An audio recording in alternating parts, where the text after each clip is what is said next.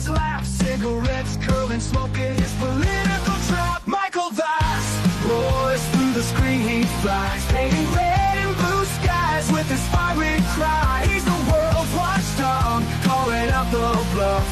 Right-wing swagger, but his heart's pretty tough.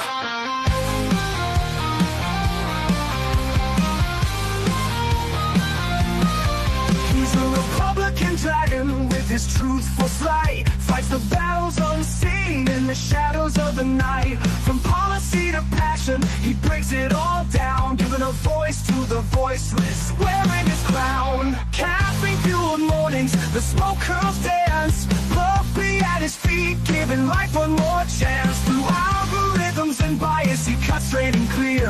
Michael's roar echoes in the hemisphere. Michael Vass roars through the screen, he flies, painting red and blue skies with his fiery cry. He's the world's watchdog, calling out the bluff. Right-wing swagger, but his heart's pretty tough.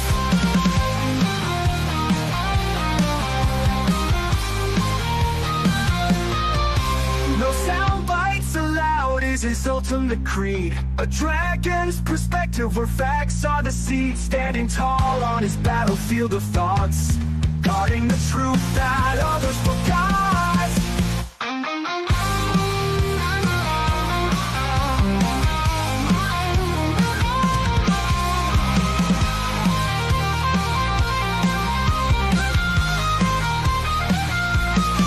Michael Vass roars through the screen, he flies, painting red and blue skies with his fiery cry. He's the world's watchdog, calling out the bluff. Right-wing swagger, but his heart's pretty tough.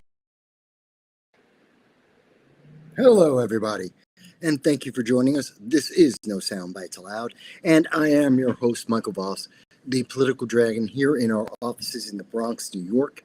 Today is September 14th. It is about 2:32 in the afternoon.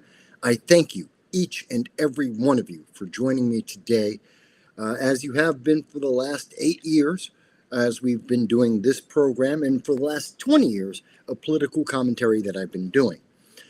For all those who are new on the channel, I know we gained a lot of new viewers in the last week. Thank you for taking the time to be here with us to share some time and your thoughts. We appreciate each and every one of you. It makes a difference. Now, some people may be wondering, some news. We expect that by next week, we should have our main computer back up, and that means we'll have the improved camera, we'll have improved quality on the program. We've been going through a couple of weeks now where it's been very difficult. We hope to resolve all of our technical issues and move from our backup system, which I thank Peace Logic for providing the MacBook Air I am working off of right now, and we'll be able to go back to the old system. So hopefully that'll be next week. That being said, for those who are new, we love to have you here with us because this is a conversation we have every week on Sunday, whether there's football or not.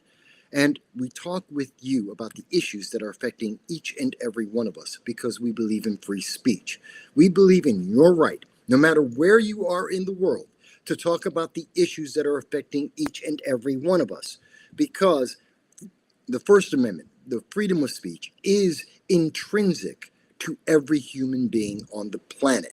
And you should celebrate that, whether or not an ideology likes it, whether or not a government will like it, whether or not social media likes it. Your voice deserves to be heard. And on this channel, we will always strive to make sure you are heard. Now, for those who are unaware, let me explain the format. Normally, we deal with any breaking news or substantive news. Then we go into the international, then we discuss the national news. That's the format, essentially. Throughout that entire process, whether you agree or disagree, I am always happy to see your comments, kind of like John Lashcombe, who's with us, and he was the first one to comment today about the Al Gore rhythm. And we're not talking about music, we're talking about like, share, subscribe. It's what keeps this channel alive. It's what YouTube and Google and many of the social media companies are trying to destroy. They don't want you to have a voice. They don't want you to hear any opinion except the one they have already approved. They want to silence everyone. And they're trying to drive independent news media like myself, like Heartlands Media, like Larry Sharp. They're trying to drive small and large, trying to drive us out so that you have no choices but to obey, but to comply. We don't agree with that. So your like, your share, your subscription makes all the difference. And we appreciate if you do that. Let's get right into it. Let's talk about what's going on here. I know, the intro is a little long. I'll work on it. It's been a really rough week. Part of the reason why the intro was long. It's just been a really frustrating week. We just got bad news after bad news after bad news. We found out that the Biden and Harris administration were lying to us all for 4 years. Again. Not the first time, but again. We got to hear about the fact that there were 1.5 million fewer jobs in America than what they had promised us. They told us Bidenomics was working, everything was fine, and there's 1.5 fewer million jobs that we started 2025 with, which means our economy is in worse shape than we expected. Things are worse than we thought they were to start with. Whether you like Trump or not, whether you agree with his political ideology or his economics, we were starting behind the 8 ball before we even got him in. That's a problem. Then you add on to that, there was the attack of Iryna Zartuska in North Carolina, the Ukrainian refugee who is doing her job, minding her own business. She gets onto a train in North Carolina in Charlotte, and a maniac, a demented, deranged, demonic individual decides to take that opportunity to kill her because she was a white woman. That's what he said. He killed her because she was a white woman. That's a problem. That's a massive problem in America. It doesn't matter what your politics are. It doesn't matter which side of the aisle you want to sit on. There is something fundamentally wrong that a young woman, she just sits on a train, she's minding her own business, and suddenly she gets stabbed to death in the neck. Stabbed 22 times. And people watch her die. Watch her die. I can't say that she could have been saved, but they could have tried. It would have been human decency to just try and save her. Instead, they let her bleed to death. Horrific. And then the day after that, we have the assassination of Charlie Kirk. Because he was talking. Because he was speaking to people.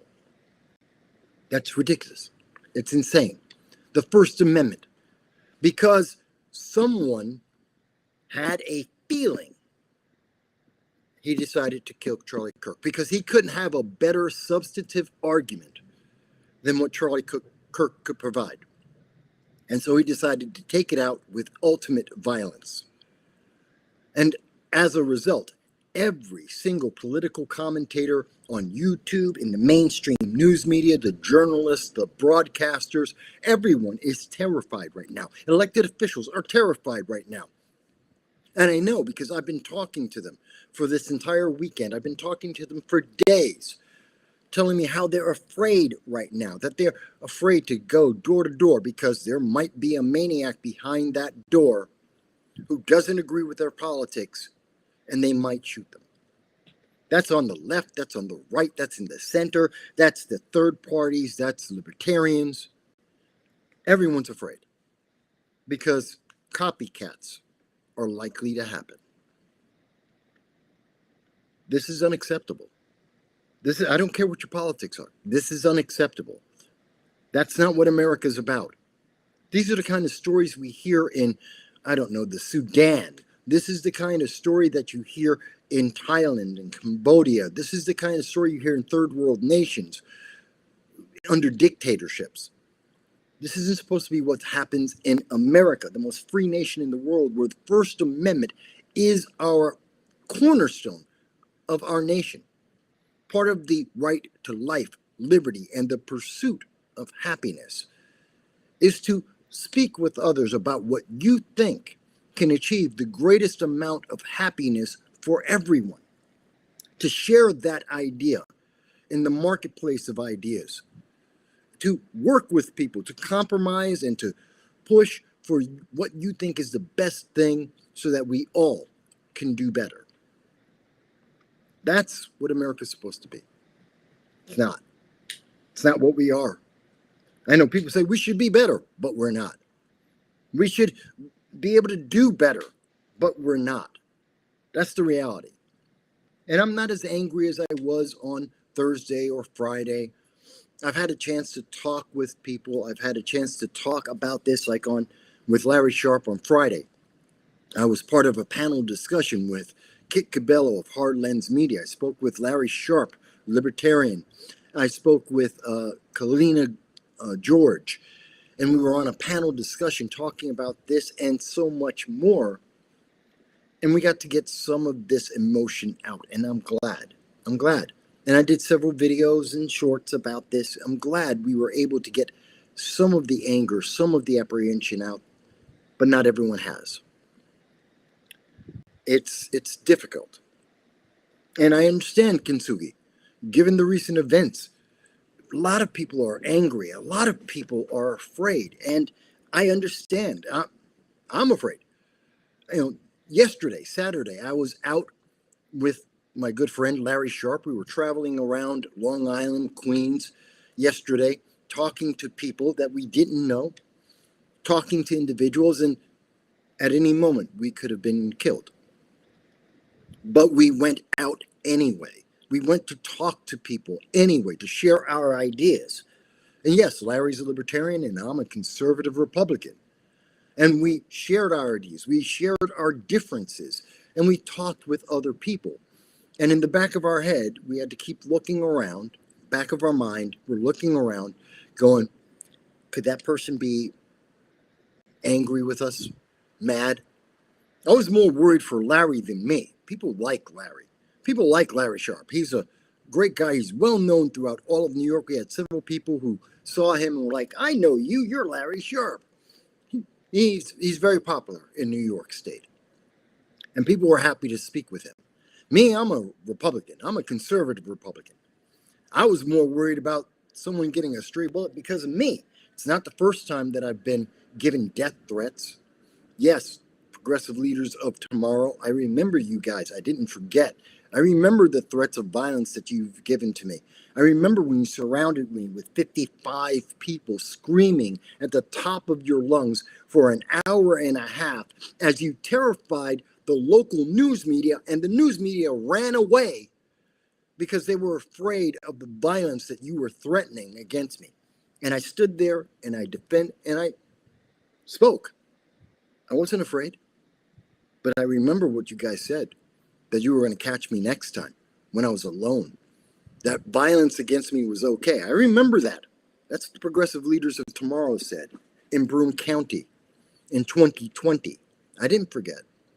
And that wasn't the first death threat or threat of violence that I've received over the last 20 years in covering events live and talking with people and sharing my ideas. Yeah. But now it's even a little bit more real. And I am angry about that, and I am fearful, but I will not be silent. I will not stop. And that's a good message.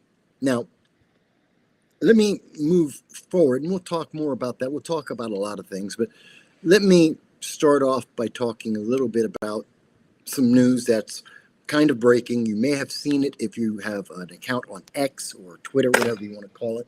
You may have heard about Brian Kilmeade. And Brian Kilmeade, I believe it was on Friday, made a statement about the homeless. Now, for those who are new to the channel or may not be aware, I've been homeless twice in my life. I am an advocate to help end homelessness because I have been homeless, living on the streets in California, living on the church steps. And I've talked about it many times on this channel. I've talked about it at colleges. I've talked about it at universities and with students and people across this nation, and I work to help fund various organizations and programs to help the homeless. And very often I can't even put my name behind some of the things that I do to raise money for homelessness or to raise awareness because I'm a Republican. I'm a conservative Republican.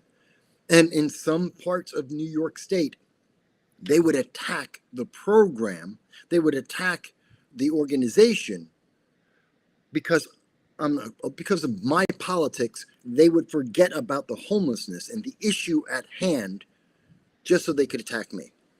So I've very often had to be silent about what I do to advocate for the homeless, but I will always advocate for the homeless.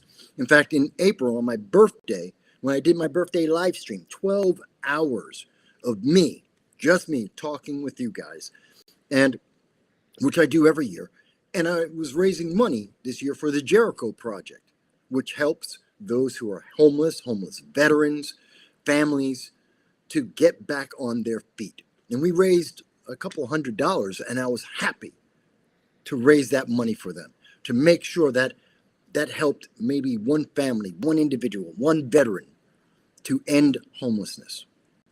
I will never be sad about doing that. But Brian Kilmeade, who's part of Fox and Friends on Fox News. I don't watch Fox News. I don't watch News Nation. I don't watch cable news because they're all corrupt. They're all biased. Every single one of them. Yes, some are biased to the left. Some are biased to the right. I don't watch their programs on a regular basis. I'll look at a news clip, but and then I'll investigate more on my own, finding other credible sources. Why? Because I don't need their bias. I need the truth. I need substance. But this story is from Fox News, and we almost never quote Fox News on this channel. Brian Kilmeade decided, in talking about homelessness, which is a huge problem throughout all of America. It's not just a problem in San Francisco. It's not just a problem in California, which have the most homeless people. And that makes sense because I was homeless in California. That was by circumstance, but a lot of people are homeless in California because it has some of the best weather. You can survive on the streets better in Southern California, as an example, than in upstate New York. The cold, when it's winter in upstate New York, you're homeless and you're in 3 feet of snow. You're homeless in California in the winter, it's 50 degrees. Big difference. Massive difference.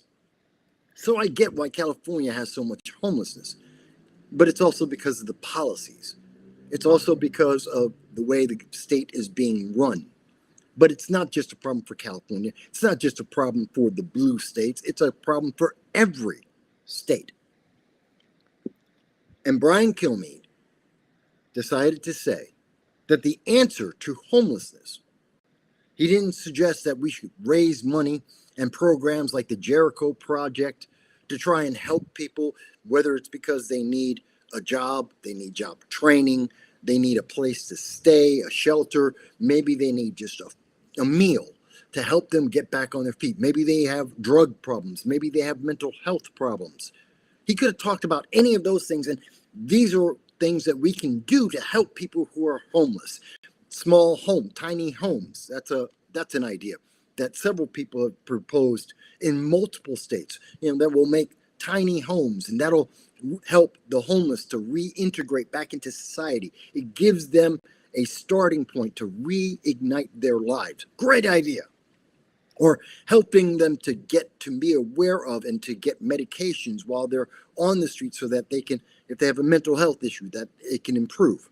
A great idea. Brian Kilmeade instead said, kill them. That was Brian Kilmeade's statement. He said, euthanize the homeless. Kill them. He literally said that. That's a direct quote. He said, euthanize them, just kill them. Now, yesterday, Brian Kilmeade, and I think today as well, came out and said, well, I said some very callous things. No, you didn't say callous things. You said vile, evil things. It was vile and evil to even suggest euthanizing human beings because they have fallen into a difficult time in their life. There are a swath, I think it's some polls have said as much as 26% of Americans are literally one paycheck away from being homeless.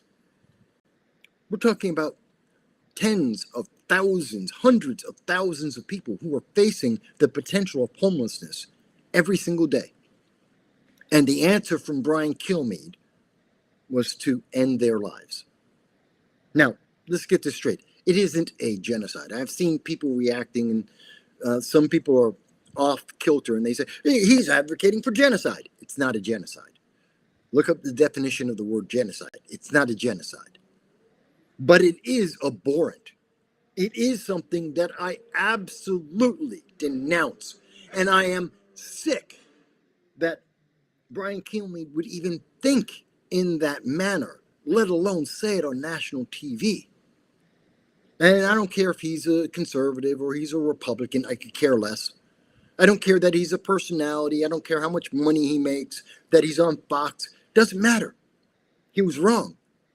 Blatantly, absolutely wrong. And we should hold him accountable for what he said. Many people have said, well, he should be fired. I don't want him fired. I don't think that's the right answer.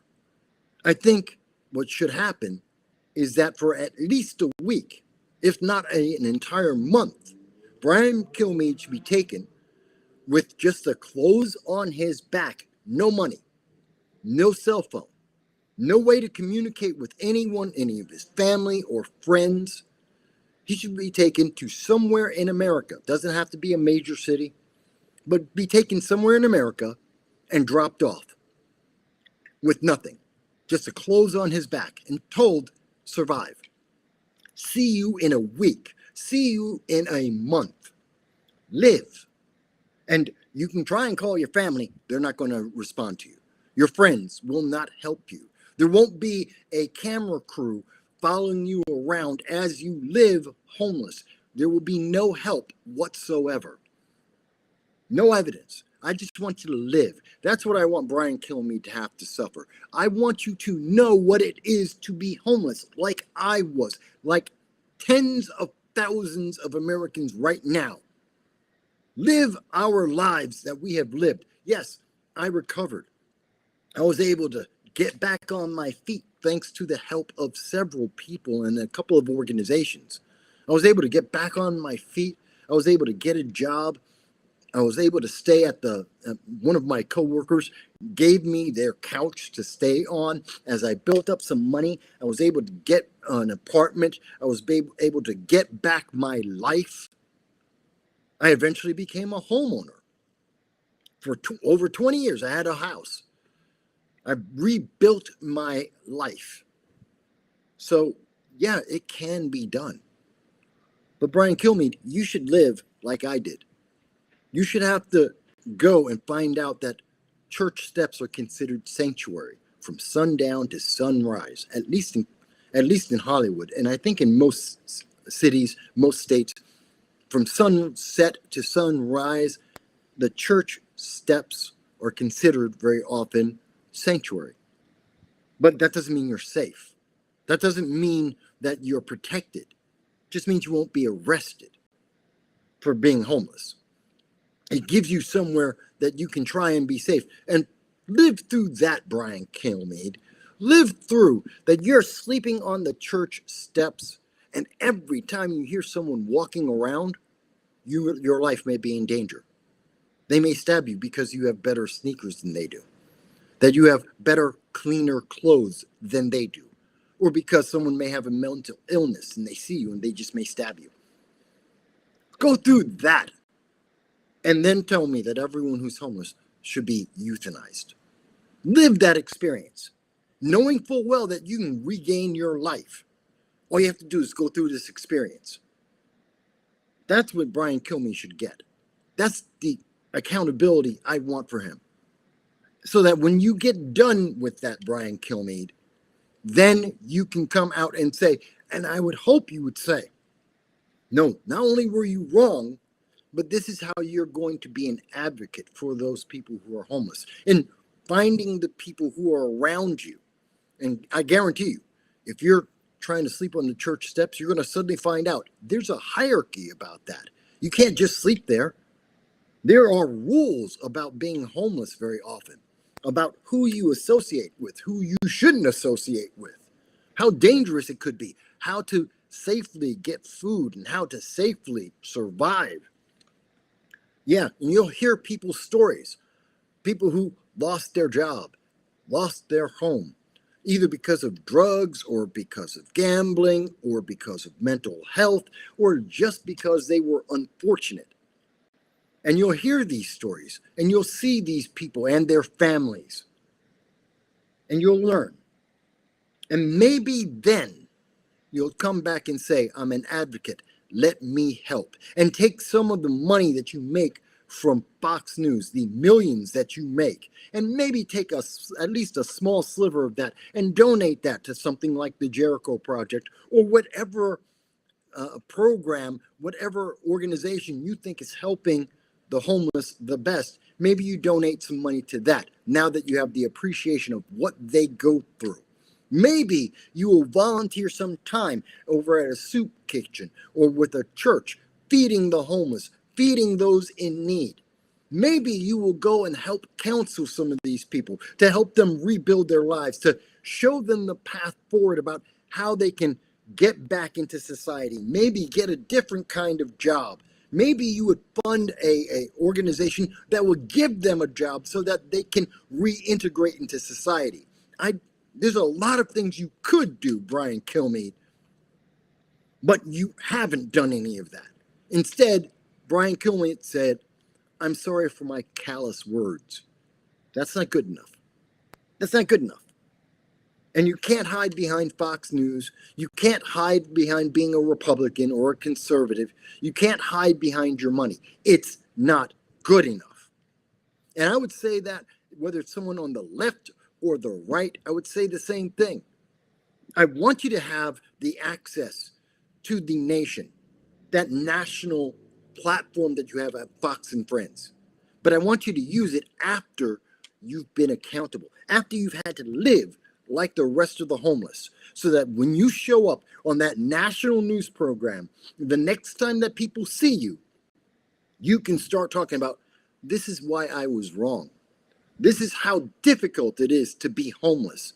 This is how difficult it is to get back into society after you've had nothing, when you have no guarantee that you will eat tomorrow, when you have no change of clothes, when you don't know where's a safe place to sleep at night and you have to be worried. Whether you're a man or a woman, you have to be worried about an assault at any time of day or night, and how the rest of society will ignore you. Just completely ignore you, the majority of people. Yeah, then go back onto Fox News and talk about that so that you can use your national platform with sincerity to try and help the rest of the people who are homeless. Because overwhelmingly, they're not bad people. They're in a bad situation. There is an immense difference between the two things. I'm very upset about that. And maybe it's because I have been homeless myself. So maybe that's my personal issue. Maybe it's I take personal offense that it could have been me. When Brian Kilmeade is talking to a national audience, when he's talking to politicians and individuals in our politics of significance, and he can influence them, and he tries to convince them that the answer is euthanizing, just blanket euthanizing those who are homeless, that could have been me. So yeah, I take it personal. Maybe you should too, because it could be you. I don't care how rich you are. I don't care how powerful you are. I don't care what you're doing in your life, what age you are, male or female, or they, them, it, whatever you want to be. it could be you too. So yeah, Brian Kilmeade, I got a problem with you. I got a massive problem with you. And no, I don't watch Fox News. And I still got a massive problem with you. And yes, I am a conservative Republican. And I have a massive problem with you, Brian Kilmeade. I can only hope the outpouring of voices on X, on all the social media, will have an impact. And that, Brian Kilmeade, you have the accountability that you will experience homelessness, at least for a little while, so you can understand what the reality is and how better to help people without having to kill them. Vile. I'm so angry with him. Okay.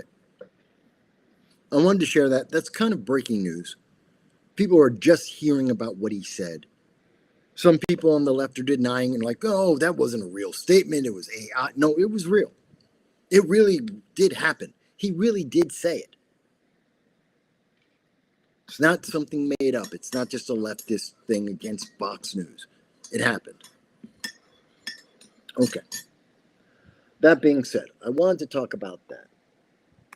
I want to talk a little bit about on the international side in this last week. We talk a lot about what's happening in the Hamas-Israel war. And it is a war not about, and people misstate this often. They say it's Gaza. Gaza's a place. The war isn't over the place. They'll say it's the Palestinian war. It's not. The Palestinian people aren't the ones who engaged the war. Government did. And the government of Gaza over the Palestinian people, elected by the Palestinian people, is Hamas, a terrorist organization. And that's why people are dying in Gaza right now, because Hamas doesn't care about its people. They've had the opportunity for 18 months, whether you like this or not. The truth is, they have had the opportunity for 18 months to end this war. It's real simple. Hand back the hostages. That's it. Give back the hostages, alive and or dead, and they will have peace. I'm not saying it's permanent. I'm not saying it's perfect, but that is the solution to this current ongoing bloodshed. And no, it's not a genocide. It is a war. And again, look up the definition of genocide. It is a war. It is not a genocide. And no, I'm not happy about the children that have died. I'm not happy about the women that have died. And I don't necessarily believe the numbers as given by Hamas, who lie often about how many men, how many women die. But that still doesn't justify any of this. But they could end this. They could end this at any time over the last 18 months, and they refuse. So in part of the ongoing conflict this week, Israel told Donald Trump that they were going to attack Hamas, the leadership, the ones who are responsible for this war, the ones who have the control, the ability to end this war at any time. The current leadership in Hamas are allowing people to starve to death in Gaza because they refuse to give back the hostages. So Israel and Qatar targeted the leadership of Hamas in Qatar, blew them up. A lot of people were upset about that. I wasn't. Because if the leadership of the terrorist organization refuses to do the one thing for 18 months that could end this conflict, they need new leadership. Somebody who can say, maybe for the most selfish reason of all, to save their own life, maybe give back the hostages, give back the dead, end this conflict. And by accident, out of their selfishness, out of their self-preservation, the people in Gaza, the Palestinians, will be saved. I don't care why the conflict ends. If it's because members of Hamas are being selfish or because they're being altruistic, I don't care. End the war. And if it means that the leadership of Hamas, a terrorist organization, have to die to do that, I'm okay with that. Israel told America, they told Donald Trump, and Donald Trump said, well, they are terrorists. They do refuse the one thing that will get them a guaranteed peace. Do what you got to do. And they did. And people are upset. Some people are upset. Look, you don't have to like Israel. You don't have to agree with Israel. You don't have to like Donald Trump or Benjamin Netanyahu. You may love Hamas and their terrorist activities. Maybe. I don't, but you might.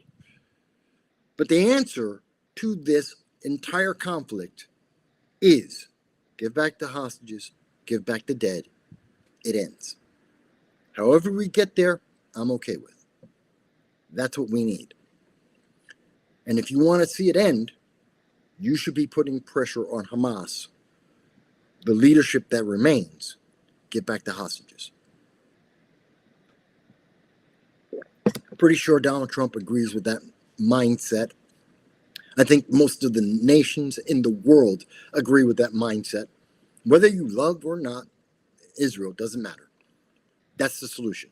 That is the only solution. It's not a two-state solution. That will never work. It will never work. Stop deluding yourself if you think, well, we'll turn Gaza into a nation. That will not resolve it. Why? Hamas is still a terrorist organization. They still have guaranteed and sworn and written in documentation and have acted on trying to actual genocide, the Israeli people. And anyone else they don't agree with. Anyone who doesn't believe in God like they do. Making them a state doesn't fix that, doesn't end that. And therefore, the war will not end. Make them a state all you want. It doesn't end the conflict. Because the conflict isn't whether or not they're a state. The conflict is their government is a terrorist government bent on genocide, as they freely admit for decades now, as they have documented, as they have promised, and how they have acted. Making them a state is not going to make that better. It's not a solution. Feeding them isn't the solution. Doesn't matter what you do. If that's the leadership and that is the ideology of that leadership, the solution will never end this conflict. You may not agree. I'm okay. Tell me why. Tell me why you think the two-state solution will work as long as Hamas is still in leadership. Tell me what other solution will work as long as Hamas is still in leadership. I'm happy to hear it. I could be wrong. I'm willing to say, Mike, maybe you didn't consider something. I'm pretty well versed in this conflict. I'm pretty well versed in politics over the last 40, 50 years. If you think there's a better solution than what I'm offering, what I'm suggesting, that one simple thing that has been offered to Hamas for 18 months, that they have denied 25 times in a row, hey, tell me. I'm all ears. And if it's a better solution, I'll jump on board. But saying, oh, well, Israel just stops, does not end the war, does not end the conflict. That's idealistic. It may even be a partisan, but it's not effective. It's not real. It won't work. Should America be involved? No. That's one of the things I also want to emphasize. We're not in this conflict anymore. Hang on. I know you can probably hear there's a police car passing by. And I'm just waiting for it to pass. Okay. So, America, when we got back our last living hostage after 582 days, America's active role in this conflict ended. And Hamas should be happy, because America still should have retribution against Hamas for the 17 Americans they killed as hostages, that they tortured every day, that they sexually abused, as per the UN in 2023, December 2023, confirmed the hostages were being sexually abused as well as tortured every day for 582 days. Hamas should be happy America isn't actively involved in this anymore. Don't bring us into this.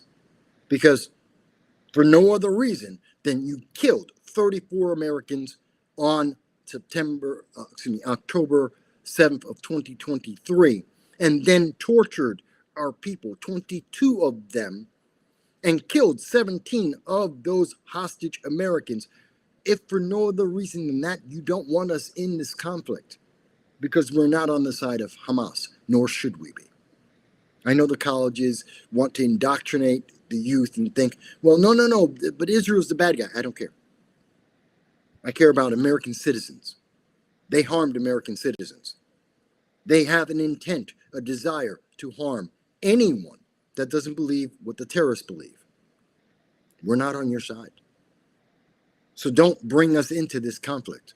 America needs to stay out of it. Because if we are in it, then Hamas, we're going to wipe you out. And we should. If you disagree with me, I'm happy to hear why. And the answer of, but we should be compassionate, doesn't work on me. I don't care about that. I don't. That's not an answer.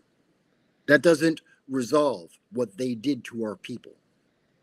So, no, we need to stay out of it. Yes, we continue to fund Israel. They are our allies. And yeah, we give them money to defend and defeat those terrorists. Now, if you want to critique Israel about how they're doing all of this, how they're defending themselves, there are good days and bad days for Israel. They've made errors, and you may or may not agree with them. That's on you. That's an entirely different subject. Okay. So that's a little bit about the international. There isn't a lot of international news, or at least international news that Americans are very worried about, concerned about. I mean, we could talk about the fact that freedom of speech is being destroyed around the world. I mean, in Nepal, this week, Gen Z, kids that are between the ages of 13 and 28 in Nepal, decided to overthrow their government because the internet was shut off. Because 26 social media sites were turned off in Nepal, their government now no longer exists. The Prime Minister of Nepal has run away and given up his position. The military is actively trying to calm things down, and they're going to basically take power for a while. Because Gen Z wanted freedom. Because Gen Z in Nepal wanted to be able to speak. They wanted access to the rest of the world. That's not necessarily an American issue, but I think it's something to keep in mind. And I talked about it earlier in the week. I think that's important. That we have become so dependent on the internet that the youth around the world don't know how to live without it. And it is so vital to free speech that we absolutely need it around the globe. The thing that can most lead to more democracy, more less authoritarianism in the world is free speech, the ability to talk with other people, to hear different ideas, to hear different solutions to problems. And in Nepal, they tried to silence it. And in the United Kingdom, they're doing the same thing. You may have heard about the comedian Lanningham in the United Kingdom, arrested in the airport, gets off his plane, he gets arrested because he told a joke. He told a joke. They arrested him. That is insane. That is beyond insane that was the consequence for him, for telling a joke. Now, it doesn't matter if it was a good joke or a bad joke. Doesn't matter if you like his comedy or not. I don't care. Doesn't matter. Because the point isn't that. The point is that free speech is dying around the world. And we have many politicians who are trying to do that in the United States. They're talking about censorship on the left and on the right. Yeah, I always point out that this has been something that's been planned by Democrats for quite some time. All you have to do is listen to Senator Richard Blumenthal out of Connecticut. He's been talking about government censorship of the internet for, since 2018. And we've seen the SOPA and PIPA, SOPA, the PIPA bills offered by the left, by Democrats in Congress and in the Senate to try and silence people's voices on the internet, American voices on the internet. But that got defeated because the American people said no. And now instead we get Google and we get YouTube and we get the social media giants are now stepping in with AI age verification assumptions, and they're turning off videos randomly, just turning off entire channels and videos that YouTube doesn't like. Not to, and they say, well, it's to protect you, it's to protect children. Then why are you going after 30, 40, 50-year-old people? Why are you turning off their channels? Channels that have nothing to do with children, that have, yeah, they're talking about movies, or they're talking about entertainment, they're talking about sports, they're talking about politics, and you're turning off the ability of other people to see those channels, to see those episodes. That's not free speech. That's not protecting children. I don't know any 13-year-olds that want to talk about politics as I talk about. So why do you want to affect my channel, or that of Hard Lens Media, or that of Larry Sharp and the Libertarians, or maybe it's the Green Party? Why are you doing that? Could be the Democratic Socialists of America. 13-year-olds don't care about that. Why are you doing it? And all of our channels are set not for kids. So we've already identified, we're not trying to reach those under 18. We're talking to voters. We're talking to grown adults. And we're talking to people who have been educated, or at least we're supposed to be educated in the school system. Why do you need to now punish us as a community? Why punish us because you don't like it? That's a problem. And it's being approved and it's being applauded by some individuals, usually partisan individuals, almost always partisan individuals on the left, because they don't like what people like me and others have said. They don't like that I don't agree with their ideology, that I think critical race theory is racist and abhorrent, that some of their ideas about feminism and gender affirmation have been destructive and have harmed the American people, not helped anyone. Now, they don't like that, and they may say, Mike, you just don't understand, because they love to say, you don't understand. That's their go-to answer on everything. You just don't understand. I can quote chapter and verse about the data, and have for decades. Yeah, I understand. I don't agree. When they say you don't understand, what they mean is they don't have data to refute what you're saying.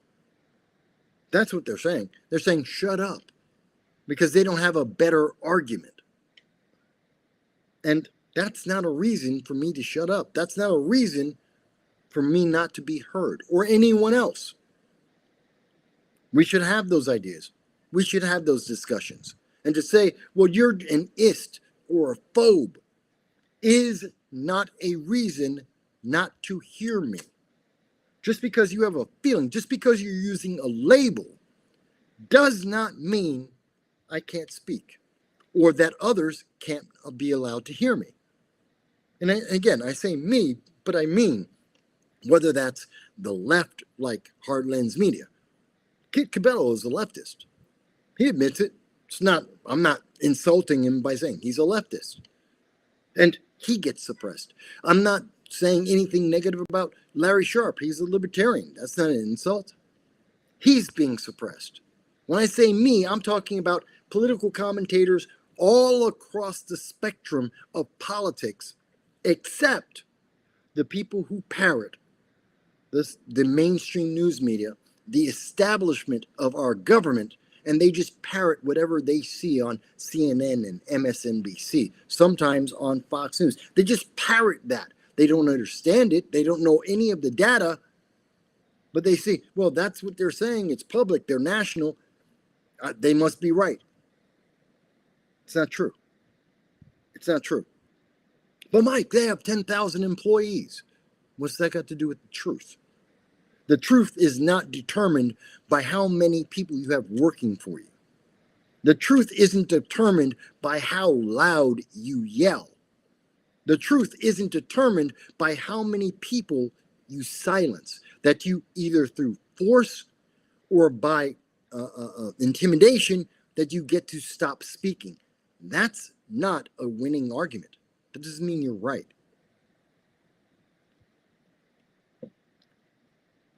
That bothers me. That bothers me a lot. Let me talk about something slightly different. And I know I'm going a little faster than I usually do through some of these subjects, but again, at any point, you can, on YouTube, on Rumble, on Twitter, or X, whatever you want to call it, a couple of platforms now, Facebook, you can put in your chat like Kintsugi did, like John Lashcombe. You can say whatever you want. You say, Mike, I agree with you. Mike, I disagree with you. I agree to this point or that point, half, 50%, 75%, whatever it is. You can say, Mike, did you see this data? Are you sure? Are you sure about what you believe? Are you sure you understand the issue? Go ahead, ask me. I'm a grown man. I got thick skin. Think I'm wrong? Tell me why. Think I don't understand? Show me your evidence. Let's have the discussion. And that's not something I'm saying just because Charlie Kirk died. I've been saying that for 20 years. Look back on the videos. Look up the articles I've been writing, over 2,300 articles I've written. Look it up. I've always said, if you disagree, I'm more than happy to have the debate. Look at the videos of me going into schools, talking about socialism, talking about communism, having lived in a socialist nation. Unlike many of the professors, people like Zoran Mandami, people who are promoting socialism, but they've never actually lived in socialism. They've never actually lived with the consequences of socialism. I have debated those individuals. I've presented my ideas to those individuals. And I did it long before Charlie Kirk was around. I'm not afraid. So if you think I'm wrong, hey, put it in the comments.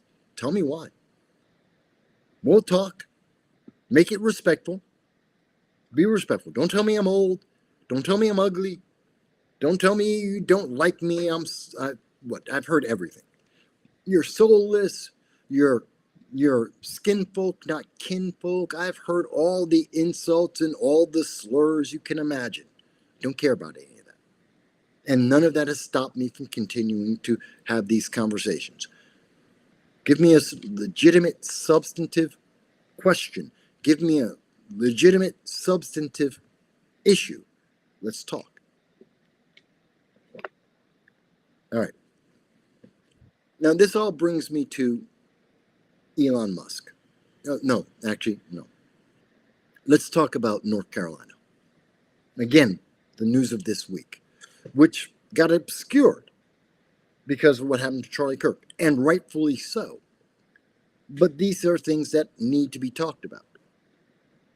What happened in Charlotte, North Carolina, that young woman, Iryna Zartuska, should never have happened. There's no excuse for it. Yeah, she's a refugee. She came into America the right way. She didn't illegally enter America.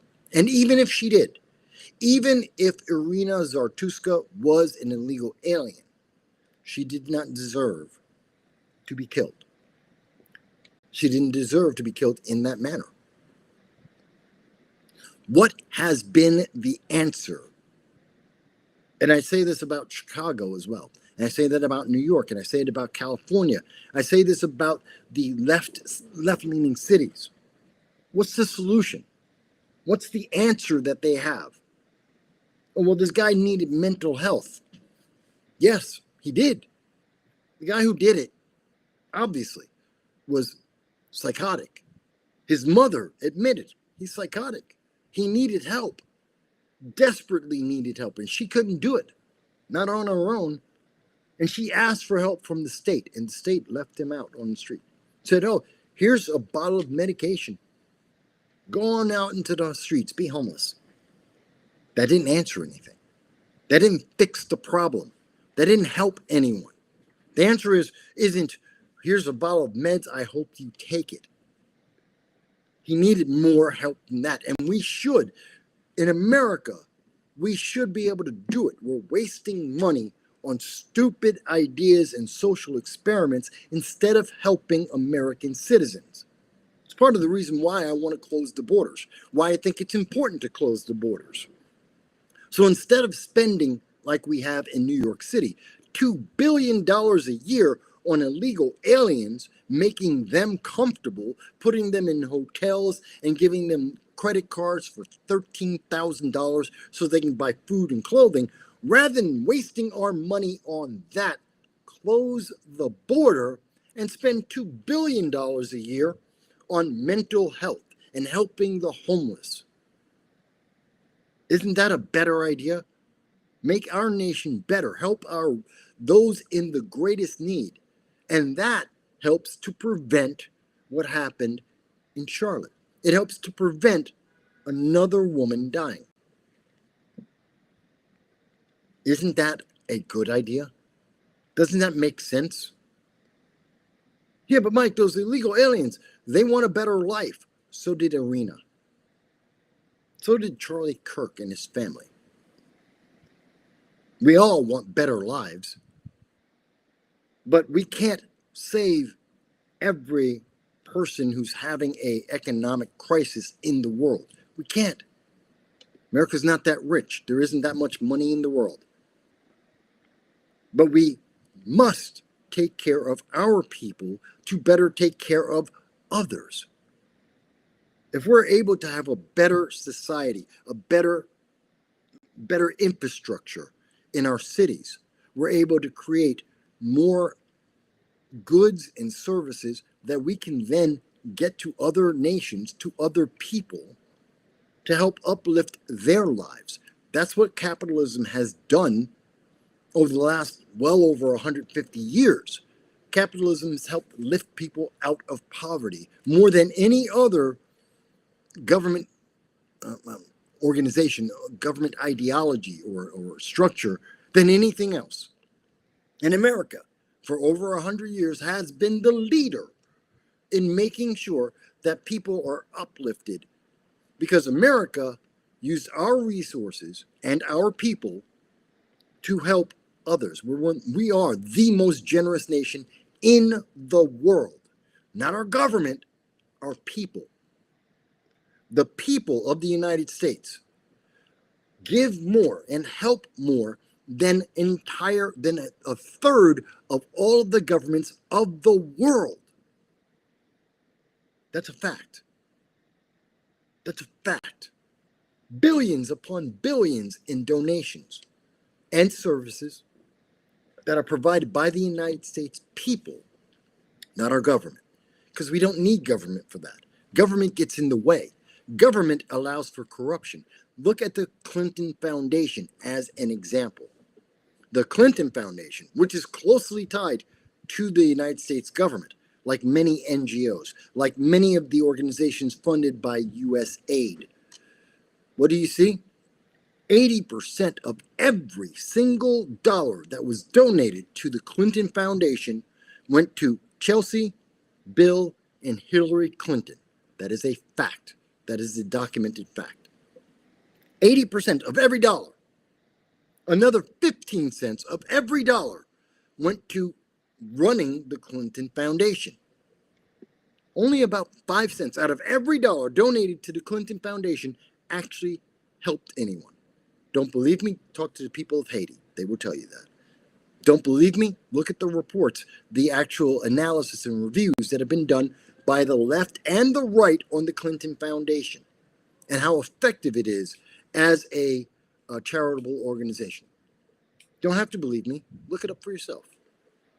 The numbers are there. It's all true. The more government you have, the less effective the solution is. And I do believe in law. I do believe in order. I do believe that there is a role government plays. And that role is a strong one. Absolutely. But it has to be effective. It has to be efficient. It has to be accountable. But it does. It has a place. But then the people are the majority of the solution every single time. Every single time. The best way to protect refugees like Iryna Zartuska isn't more government. It isn't more spending. We don't need another study on homelessness in America, which is what we'll get. If the establishment in Congress, the establishment in various state governments across this nation, like in New York and California, Illinois, if they had their way, they'll do another study. They'll go to their donors and their special interests. They'll pay them millions of dollars to do a multi-year study, and they'll turn around and say, well, the problem is a lot of the homeless are mentally ill. A lot of the homeless have been homeless for 5 years or more and have difficulty reintegrating into society. A big problem for homeless is they have nowhere safe to live. We already know this. Save yourself the millions, stop wasting the time, and maybe actually do something. You want to have a social experiment? Fantastic. Have the government, instead of putting out millions of dollars on another another study, build, a couple dozen small homes, tiny homes. You can look up tiny homes and tiny home projects. They're little, smaller than one room studio apartments. They're mobile. We can have 2 dozen of them built. Go to a trailer park or a park that's not very busy in any given city in America. Put down those homes and say, hey, for this homeless, this is now your house. Give a couple dozen homeless people housing and tell them, by the way, you can have the house. You can live there. It's yours. This is your space. It's safe. You got a key. You can lock the door. It's your safe space. By the way, once a week, we're going to have a counselor come by. Someone who will talk to you about medication and making sure your mental health is okay. We're going to have, once a week, somebody's going to come by. They're going to talk to you about getting a job, being trained for a job. Once a week, we're going to have somebody come by and just make sure that you're physically healthy. That's the condition. Those are the conditions to get that tiny home so that you're not sleeping under a bridge, but now you've got somewhere to stay. It'll cost $5,000. Tiny homes cost between $5,000 and $10,000 on average. For a basic tiny home, between $5,000 and $10,000, depending on the size. It's not a lot of money. We could have dozens of them for the kind of money that we have spent on illegal immigration, of housing illegal immigrants in America, on feeding the illegal immigrants in America, treating the illegal aliens in America better than American citizens. We could have hundreds of these tiny homes. And we could do that as an experiment. Let's do that for 5 years and see if that helps. Let's fund the tiny home movement with social workers and traveling doctors to help them for 5 years. And let's see if that helps lower homelessness and mental health issues across America. Will that help reduce mass stabbings, mass shootings? Let's give it a try. You know what? I am 1000% sure that would help prevent another Iryna Zartuska being killed. It's not perfect, but it will help reduce it. The other problem for Iryna, and the real problem, at the end of the day, the problem on why she got killed, that young woman in North Carolina, it wasn't because she was a refugee. It wasn't because the killer was a convict, an ex-con. It wasn't because he was homeless. It was because he was in fact an actual racist. That he was convinced that it was okay to attack someone who happened to be white and a woman because he was black. Now you say to me, Mike, how do you know that? Because he said so.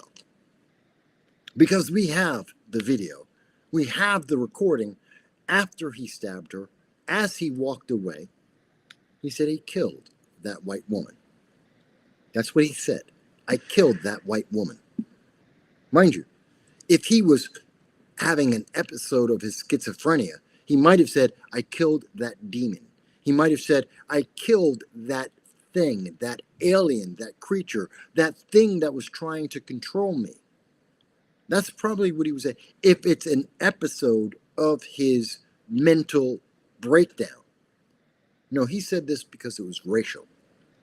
Because whether he was in prison and when he was free, when he was on meds and when he is off meds, there is a cultural push of racism.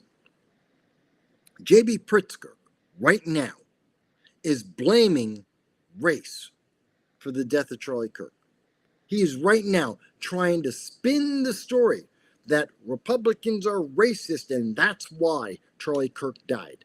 It's stupid. They're trying to use any and every excuse they can think of besides the reality. They've been pushing the istinophobe as an answer to everything. You're an istinophobe. And if you listen, and you can go and ask the progressive leaders of tomorrow, you can ask the members of Antifa, you can ask these far leftists, and you can say, gee, if someone is an ist or an phobe, are they human? They'll tell you no, they're not. They'll tell you that anything that an ist or a phobe says is violence. And therefore, you get to defend yourself against the violence of the racist, of the fascist, of the sexist, of the ageist, whatever ist or phobe you want. You get to use violence against them. That's what they have been programming into America. And it is so deep. The programming has been going on for so long that even the homeless and the mentally disturbed know the ideology. And they use it to their advantage. That's why we have demonic events like what happened in North Carolina. And we would be talking about this. This would be news at least for 3 days across this nation before the news media would bury it were it not for Charlie Kirk dying. But the news media, have no doubt, they would have buried this. CNN, MSNBC, ABC, the New York Times, they'd have buried this story. And they have buried this story at this moment. No one is talking about this. We should be. Not just because of the homelessness, not just because of the mental health issue, not just because of the refugees and illegal immigration. We should be talking about this because it's the indoctrination of Americans into accepting an ideology that allows you to do anything to your enemy simply because you don't like what they said. Simply because their words made you feel bad. They hurt your feelings. We cannot survive as a nation with that. We cannot. I don't care if you're left, right, center. Again, You could be third party. You could be libertarian. You could be Green Party. Doesn't matter. As a nation, we cannot survive with that.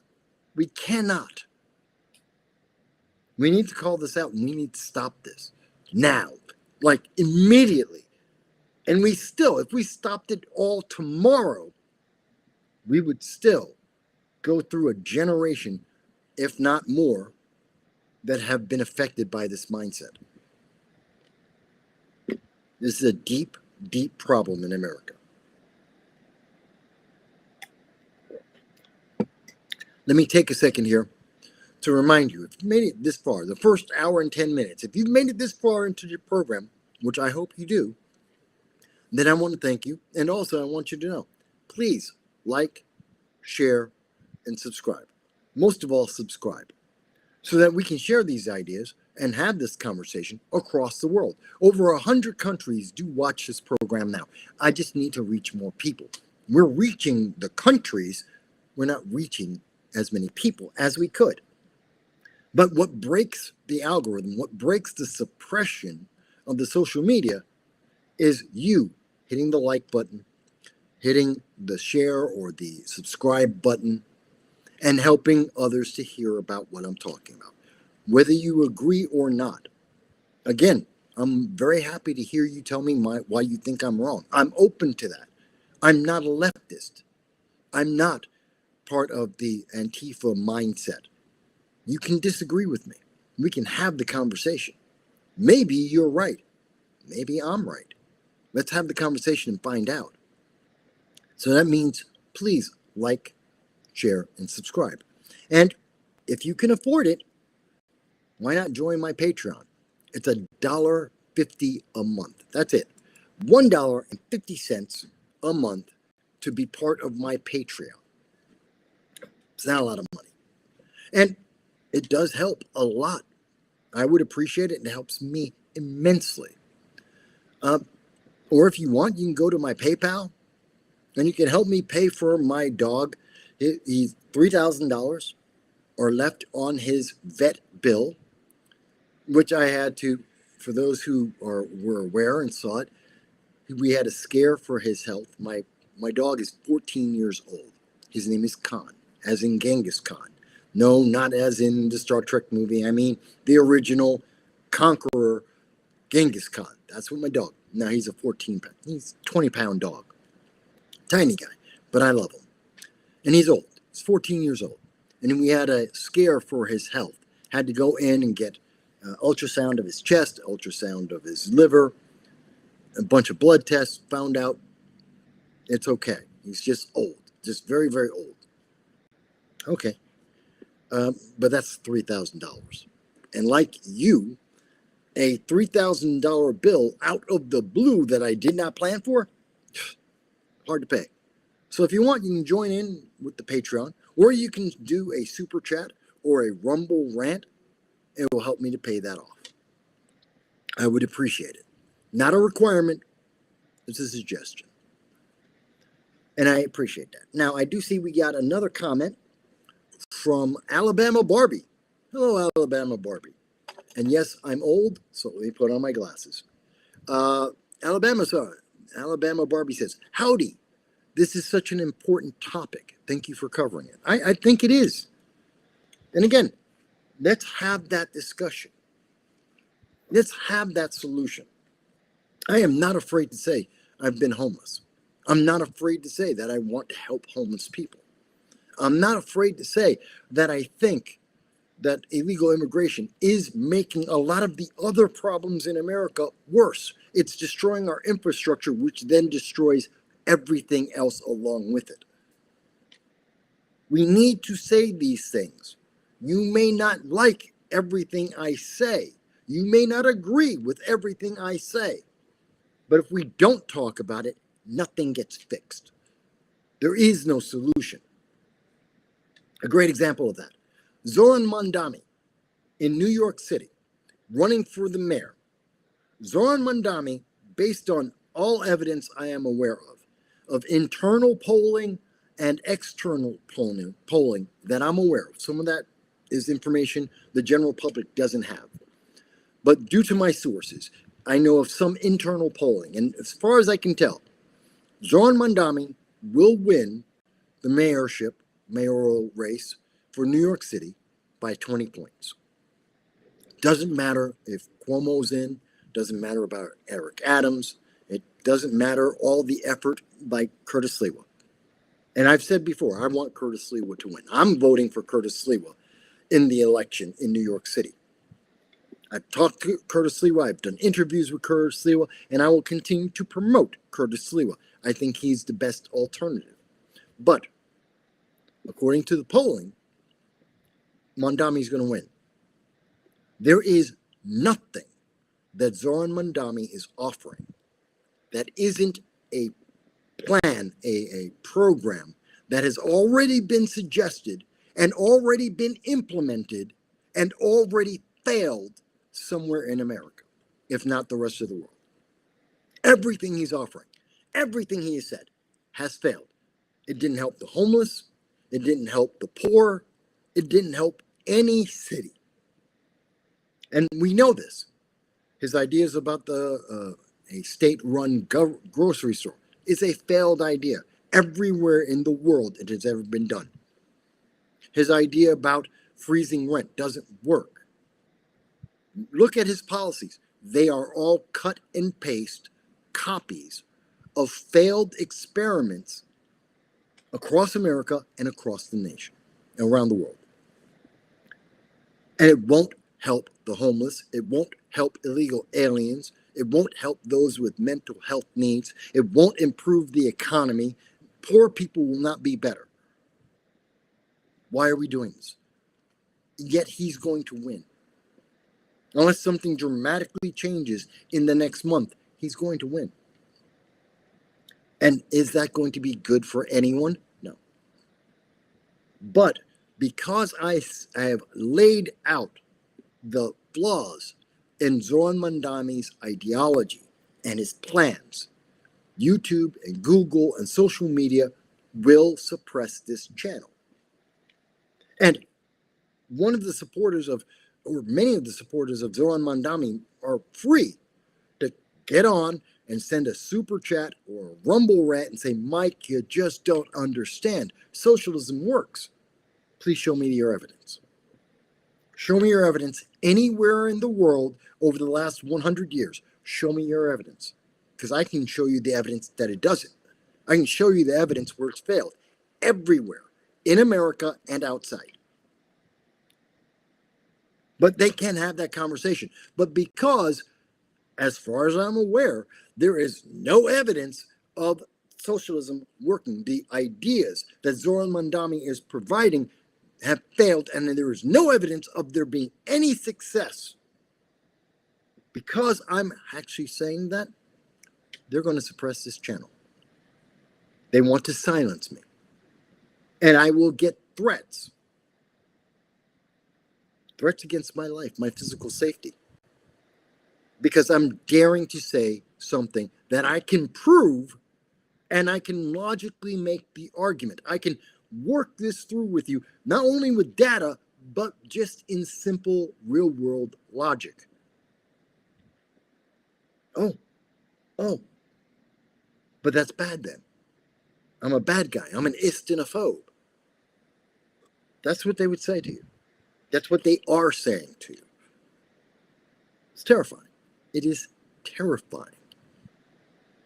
And this is why we have people running around, like in North Carolina, that say, oh, well, she's a white woman, so she must be an istinophobe. That's critical race theory. That is directly out of critical race theory. Iryna Zartuska, a Ukrainian who is a refugee in America trying to escape a war, she's white. And according to critical race theory, according to Ibrahim Kendi, and many like him, his ilk of mindset in our colleges said, well, she's born white. Therefore, she is evil. She is an oppressor by birth, by the color of her skin. And all the black people are victims. So it's justified for you to lash out against her because she's an oppressor, because she has white skin. Forget the fact that she's a refugee from a war-torn nation. No, because she exists. And that ideology, that critical race carryover, that leftist ideology of Ibrahim Kendi is why she's dead. And medication may have had some impact on that. Sure. Homelessness may have had some impact on that. But at the end of the day, it's the ideology, the justification that you can be violent against her and it's okay. And that's why that demonic man on that train said after he stabbed her, I killed that white woman. Now, there are people who are on the left who watch my program and they'll go, but Mike, I don't like that. I don't like it either. And there'll be people who I know who are Democrats and leftists, and they'll say, but Mike, you just don't understand. I hear it all the time. And they'll say, but I don't like the way that makes me feel. And I have always said on this channel, I say it again, I don't care how you feel. Your feeling isn't bringing Iryna Zartuska back to life. Your feelings aren't stopping the maniac from attacking her. Your feelings are why he thought he was justified to do this. Your feelings are useless. They're your feelings. I'm not telling you can't have that feeling, but I'm telling you that if you're making trying to push policy based on your feeling at any given moment, it's useless. It is a waste of time. And it is actually detrimental. Heartlands Media. Hello, Kit Cabello. Thank you, my friend, for being here with me. And by the way, Kit is a leftist, as I said before, and a Marine, a fellow Marine. And I appreciate having Kit around even when he disagrees with me. He helps to make sure, Mike, sometimes you're going overboard. Sometimes, Mike, you're just wrong. Okay. And Kit tells me why he thinks that. And we get to debate it. And it makes me a better man. Also, by the way, folks, Kit he lives in Chicago. And he's been phenomenal in covering a lot of the things that happen in Chicago. The corruption in the government in Chicago. That's Mayor Brandon Johnson, the mayor of Chicago. And also for the governor of Illinois, J.B. Pritzker. J.B. Pritzker, who was trying to convince people that the reason why Charlie Kirk died was because of Donald Trump. That's stupid. That's just illogical. Has nothing to do with it. It had to do with the university. It had to do with the radicalization of the left. That's what it had to do with, but it had nothing to do with Donald Trump. But J.B. Pritzker wants to be the nominee, the Democratic nominee for the 2028 presidential election. And he's willing to say anything, do almost anything to get that power. He says, oh, you know what, Chicago, no, there's no crime in Chicago. Donald Trump can't bring in the National Guard because everything's okay. Have you looked at the level of homicides in Chicago? Well, that's down versus 2024. It's down versus 2020, the BLM riots, the George Floyd riots. Yes, it's down versus that, but it's up versus 2019 all the way back to 2010. It's up. Violence is up. They're like, well, yeah, but last year was worse. That's not a winning strategy. Mayor Brandon Johnson, Governor J.B. Pritzker, saying that it's not as bad as last year isn't an answer. That doesn't mean it's good. They haven't solved anything. They haven't fixed anything. Saying, oh, well, you can't send in the National Guard because we've got it under control. Have you seen the crime? Have you seen the rate of crime? Have you seen the amount of people who have been killed? No, it's not fine. It's not okay. In fact, just a day ago, there was, because of the hype, the fear-mongering of Mayor Brandon Johnson, because of the hype and the fear-mongering of J.B. Pritzker, and the other establishment Democrats telling you that National Guard troops means that the world is over. America is done. If National Guard troops come from Donald Trump and go into your state, then it's all over. And that fear led to ICE agents doing their job, their legal job of checking for illegal aliens. They had a roadblock. They stopped a gentleman, and they were going to ask him for his verification, ask him for his driver's license, ask for his birth certificate, ask for his ID to find out if he was an illegal alien, to confirm that, because they had a suspicion. And instead of that illegal alien either admitting that he was illegal alien and possibly being deported, probably being deported, rather than him saying, hey, here's some evidence I'm an American citizen, instead of doing either of those things, he decided to use his car as a weapon. He drove into the ICE agents, was trying to run over one of the ICE agents, dragging him along the ground, and that ICE agent used his gun and ended the life of that illegal alien. Now, you may say, that's unfair. It is. It is. But look at the environment they created. They made that illegal alien so terrified of Donald Trump, so terrified of ICE, so terrified of enforcing the law in America, that he thought the best thing he could do is kill someone with his car to escape. Mind you, illegal aliens in America don't get killed. In other countries, they do. In America, they don't get killed. They get deported. Oh, they got deported to Gitmo or El Salvador or the Sudan or Antarctica. That's not nice. It's not a death sentence. We're not killing them. They can go back to their own country if their country wants them. 300 Koreans, South Koreans, got deported back to South Korea. They didn't die. Their government said, no, put them on a plane. We'll take them back. They're our people. In Colombia, they said, no. Those are members of gangs. Send them somewhere else. We sent them to El Salvador. Notice the difference. But in both cases, you're not dying. But we have, because of J.B. Pritzker, because of Brandon Johnson, because of the establishment left and their fear-mongering through the mainstream news media, this illegal alien thought the worst thing, the thing that isn't the worst, being deported, is worthy of killing someone. And he tried to kill someone. Vehicular manslaughter. That's the actual charge. Vehicular manslaughter. He thought that was the best solution because he's afraid. And the left made him afraid.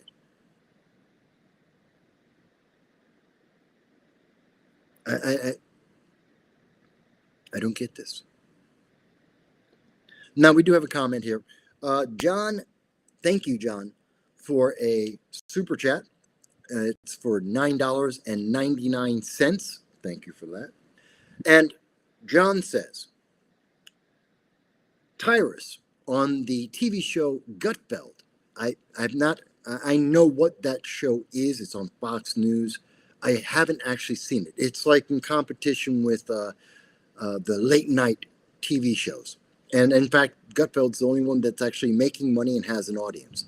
And people like Stephen Colbert are canceled.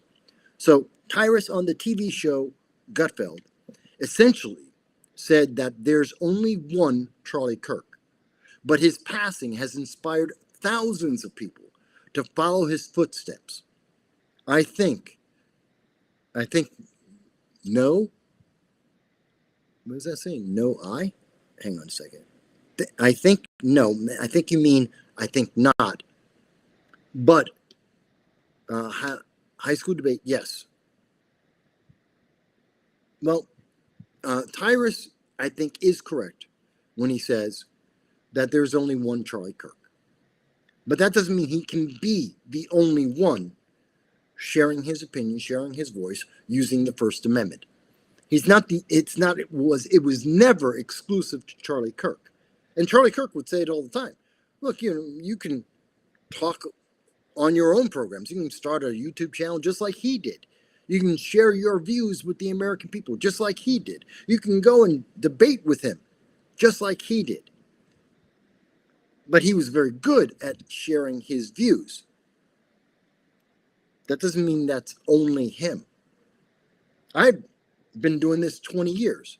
And compared to many people, I make it sound easy. It's not.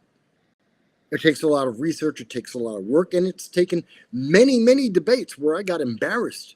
If you see some of the debates I had back when I first started, I got embarrassed more than a few times. Why? Because I wasn't used to it. I didn't have the information all together to make the argument as well as I could. But if you practice, if you take the time, you get the information, you can. Whether you have a leftist idea, right, socialist, whatever idea you have. So Charlie Kirk was unique in that he made it look so easy. He did it so well because he was so well prepared, because he took the time to get the experience and to know the issues that he spoke about. And he had a passion, a true and honest passion for what he did. And he has inspired, I don't think it's thousands, I think it's tens of thousands of people to go out and do the same thing. And I think that's a good thing for America. I think that's a good thing for the youth and the next generation. I grew up, you could argue anywhere, church, bar, anywhere, and you could have a debate. People say now, well, you can't talk about that. You shouldn't talk about politics in a church or a bar. You shouldn't talk about religion in a bar. Why not? We used to. I know because I grew up when we did do these things. I should be able to share my thoughts and have a conversation with someone, and they can disagree with me 1,000%. Have a beer and walk away. I know for a fact that when I was living, here's something. Let me explain. I used to live in Broome County in New York State, which is upstate New York for most of the people in the city. That's part of the upstate, that big empty space that's just called upstate. Part of New York State that most people from around the country and the world don't even know about. Broome County. It's not that big. Big as upstate goes, but not big compared to New York City. Okay. And a friend of mine owned a bar. I would go there. I'm a grown man. I go and have a beer. And people there knew that I'm a political figure. I run for elected office. I knew many politicians on the left and on the right, elected officials. I would talk with them about passing certain laws or not passing certain laws, fighting against certain laws that I thought were unjust. And so people would come up, and while I'm in the bar, people knew where I would go and hang out. Small town. And they'd come in and they'd be like, Mike, I want to ask you about something. And I would say to them every time, someone would come up, Mike, I want to talk to you about politics. I want to talk to you about this issue. Okay. So just so you know, two ways. Do you want to know the issue, or do you want my opinion about the issue? Two different things. I can tell you about the circumstances. Here's the law. Here's the legislation proposal. Here's what people have been saying, the data. Here's the data that's been collected by the government and other credible news sources. Walk away. I've given you the information about the issue. Now you can go and find out whatever you want on your own and make your own decision. Or you're asking me about my personal information, my personal feeling, my personal understanding of the issue based on all the data that I'm aware of. Two different things. I'm more than happy to talk to you about either one. And there were many people who would come up and go, no, I just want to know about the issue. I just want to know, what is the issue? Like in gun control, what is the data? What is the data that exists? Has gun control ever worked? The answer is no. Why? The data tells us it has never worked. If you look at the data, and I don't care how you want to spin it, you look at the data, gun control has never worked in any state, in any city, anywhere in America, ever. Doesn't work. If you think I'm wrong, well, we can look at Charlie Kirk's death as an example. The rifle that he used would not be banned by any of the assault weapon bans that they have out there. Because one, it's not an assault weapon. It's not a machine gun. Two, because it's not an AR-16, AR-15. It's not a AK-47. It's not a Ruger Mini 14. It's not on any of the scary lists. It's a single action, bolt action rifle. Doesn't even have a magazine.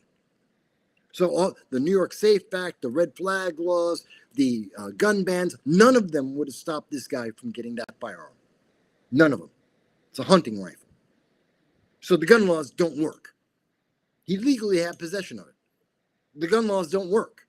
That's with background checks and everything else. Doesn't work.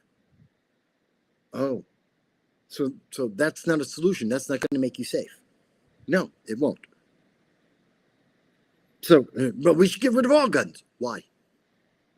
There are 450 million guns in America at this time. That is the low-end estimate of how many firearms there are. There are about 2.5 guns for every American that owns a gun. And somewhere around 165 million Americans own a firearm. That's women, that's Black, Hispanic, that's everybody. Democrats, Republicans, Libertarians, Socialists, all own guns. But yet, everyone's not dead. So it's not the gun. The gun isn't the problem. The firearm is not the issue. The size of the bullet is not the issue. The amount of bullets that can be fired at any given moment is not the problem. In fact, they want to get rid of rifles and they want to get rid of assault weapons. 60% of all mass shootings and all gun crime are done with handguns. The bans don't even talk about that. It's completely useless. 60%, that's a fact. Don't believe me? Go to the ATF, go to the FBI. They'll give you the data. It tells you right there. So the problem isn't gun. So people would say, oh, Mike, I didn't know any of that. Yeah, because the news media doesn't talk about any of that. They want you to think that, they want you to feel that if you just comply, if you give up your right to defend yourself, if you are a 4'10" woman who weighs 100 pounds and you wanted to have a firearm so that you would have something to equalize and protect you from a 6'2", 300-pound man, well, they want you to think, no, gun control will take care of it. You'll be all right. You'll be safe. No, you won't. No, you won't. And they're going to make it more dangerous for that woman to protect herself. And at the end of the day, when she can no longer protect herself, no one else will be safer either. The criminals don't care. The criminally insane don't care. And the data shows us it's not working anyway. The social experiment has failed for 60, 70 years. Failed. Complete failure. It has never worked. And it has been a continuous program experiment for 70 years. Most people don't know that. So we used to be able to have these conversations in bars and everywhere else. And people would ask me. They wouldn't always like the answer they got. They wouldn't always agree with the answer they got. But they would be informed. We could have the conversation. I'd have my beer. They'd have a beer. They'd leave. We'd talk about baseball, football, something else. Talk about movies. Life went on. Now, you're not supposed to do any of that. That's a problem. That's a problem. Let me go on. We got a comment here from Kintsugi. Hey, Kintsugi. She's got such a great smile. I've seen her in live stream. Great smile. Kintsugi says, I'm heartbroken over Iryna. Wasn't he imprisoned 14 times? He was arrested 14 times. He was imprisoned once for 5 years.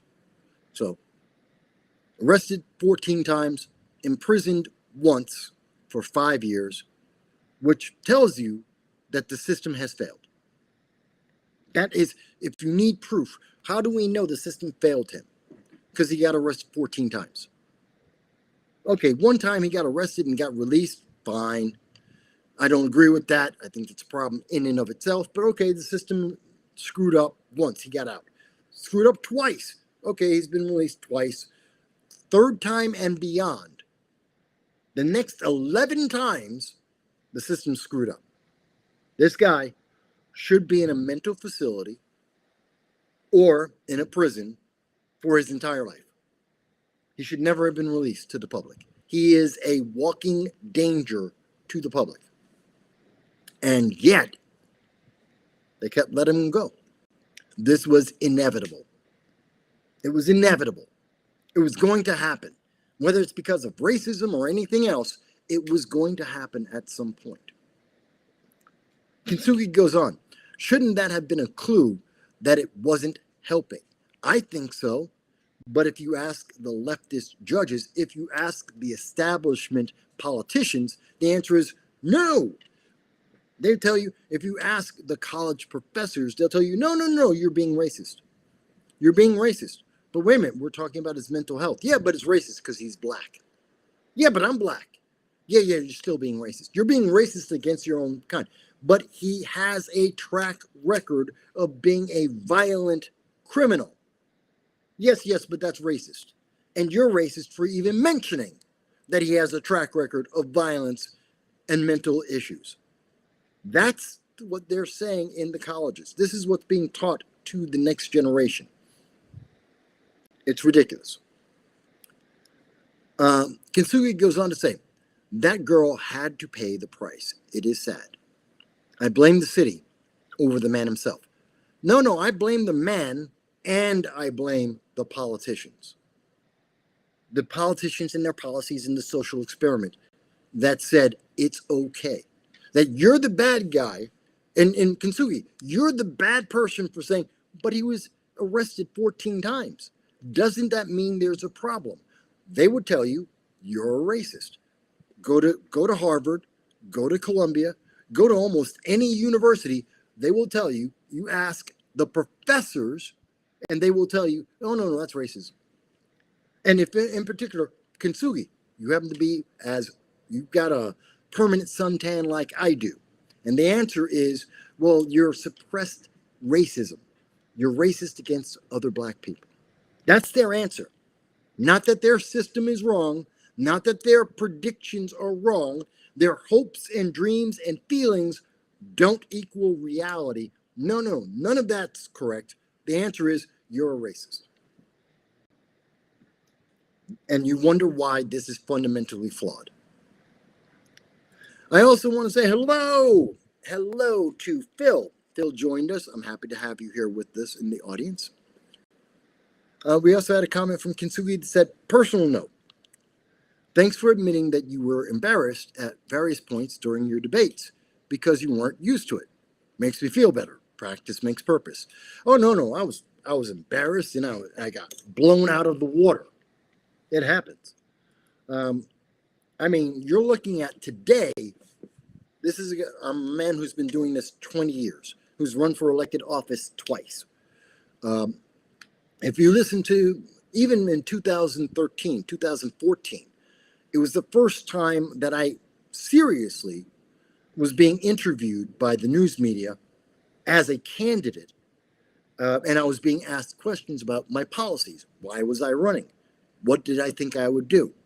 And the first time I was running and I ran for Congress, it's very difficult running for an elected office and being asked all kinds of questions for the first time. It was unsettling. And I can remember I was on one of the upstate channels over in Oneida County, and one of their shows, not WTQ, the other guy, Bill, whatever his name is, which I will never talk to or go on his program ever again. I was talking with him, and The first time I talked to him, he literally turned off the microphone when I was answering one of his questions, which was about H-1B visas. And, my opponent, Richard Hanna, who was the sitting incumbent Republican, and I was getting ready to primary Richard Hanna. Richard Hanna supported H-1B visas, which don't work. They're not good for America. And I was against them. And he turned off the microphone to the public as I was trying to provide the answer. I, of course, called him out and said, why are you manipulating the public? Let them hear the answer. If they think I'm wrong about H-1B visas, then let them make that decision. Don't cut me off. How dare you do that? That's bias. So then he invited me back onto his program to make up for the fact that he was turning off my answers so the public couldn't hear the answer to the question. He was trying to make it hard for me to get elected. And the second time I showed up on his show, he came up with every oddball question you could possibly have. He was berating me, trying to find some way to twist me up and to embarrass me, because he was embarrassed, because he was wrong. Because what he did was partisan, it was biased, it was news media abuse, and he knew it, and he got called out on it, and he didn't have an answer for it. So the answer was, let me embarrass you this time. Let me make sure that I'm going to embarrass you as much as I can, and I'm not going to turn off the mic. I'm going to make sure that you're embarrassed, asking questions that no one cared about, that no one had an issue with. Going, one of the things, in fact, he wanted to embarrass me. How much money did you raise? Over $5,000. How much? It's over $5,000. The minimum required to declare myself as a federal congressional candidate. I had raised over $5,000. The actual answers, I had about $5,142 at the time of the interview. I was a first-time candidate. No one knew my name. I knew that. He knew that. And I was trying to raise money while I was on the radio, to get the attention of bigger donors, to say, give me some money so I can run, so I can put an ad out on TV. Because my opponent, Richard Hanna, had $1 million. He'd gotten $1 million in donations, and I didn't have $1 million. And I was trying to compete against him. And he said, well, no, $5,000 isn't the answer. How much money do you have that you have raised? I said, well, you know the answer. You looked it up. It's public information. It's publicly reported. You know the answer as well as I do. But that has nothing to do with whether I think H-1B visas is a good thing for America and for the New York 22nd District. That has nothing to do with it. How much money I have, how well I can advertise, has nothing to do with whether I'm good or bad in terms of politics and being a congressman. He said, but no. You're dodging the question. You're hiding things from the public. You just don't want to tell people that. I was like, oh, it's $5,142. Do you think that you can run a congressional campaign with $5,142? Do you think you're going to reach any people with $5,142? Now he's belittling me. The answer is, well, that's why I'm on your radio program, you idiot. Because I don't have the money, so I'm trying to raise the money. I'm trying to raise awareness that I'm a candidate. But he succeeded in embarrassing me. So yeah, I've been through it. And I tell everyone out there, don't be embarrassed. Well, don't let being embarrassed by being wrong, by someone taking advantage of you, don't let that stop you. Keep going. Anyone who does political commentary, anyone who's on YouTube as a creator and puts their face to their content, we've all screwed up. We've all made mistakes. We've all had to figure out how we do this. Everyone in politics, everyone who's ever run for any elected office, we've all screwed up. We all made the mistakes, stumbled over our voice, couldn't get the message out properly, struggled to raise money. We've all been there. You can be too. Don't worry. You messed up. I don't care. I talk with first-time candidates on a regular basis. I do interviews with first-time candidates on a regular basis. Regular basis. Thursday, I had one of the first-time candidates on my show, Emmanuel Finley, which most people in the Bronx have never heard of. He's a candidate in the city council, New York City Council race for District 16. Whether you like him or not is up to you. But the New York Times, CBS, ABC, NBC, the CNN, Ms. Now, they won't give him airtime to talk to the people in New York. Even local radio, local TV will not do an interview with him to let the public know they have a choice. Whether they would ultimately vote for or against Emmanuel, I don't know. But I had him on my show. Not because he was the most eloquent speaker, not because he had the most brilliant plans that I've ever heard of, but because he deserved the opportunity to talk to the public, to get better at saying why he was running, about the problems he wanted to solve. And I've done that with Gonzalo Duran. I've done that with Tyreek Goodman. I've done that with, hell, Larry Sharp. I was the only one in Broome County, the only news media organization in Broome County that would do an interview and cover Larry Sharp. You don't have to just think I'm saying it. Ask Larry Sharp about his governor's run, I believe it was 2018, and ask Larry Sharp, gee, was there anyone in Broome County who would give you time on the air to talk to the public to explain why you, a libertarian, should run for governor? And he'll tell you. He will tell you. He's not embarrassed. He'll admit. Only person, me. Because I've been there. Because I've been embarrassed by the news media. I've been shunned and I've been shut down. We all have been. Kintsugi, to everyone out there, if you have a voice, you have an opinion, speak up. Don't worry if it's not perfect the first time or the first dozen times. That's not important. You talking about what you believe is important. We all get better doing it more often. More practice, the better you make it seem. The easier it looks like. I make it look easy. Well, after 20 years, it should look easy, but it's not. That doesn't mean stop. That means find your voice and do it anyway. That's the best thing I could say about that. Okay, let me go back to some of the comments here, because I know we got a couple of comments. I went a little long on that, but I want to.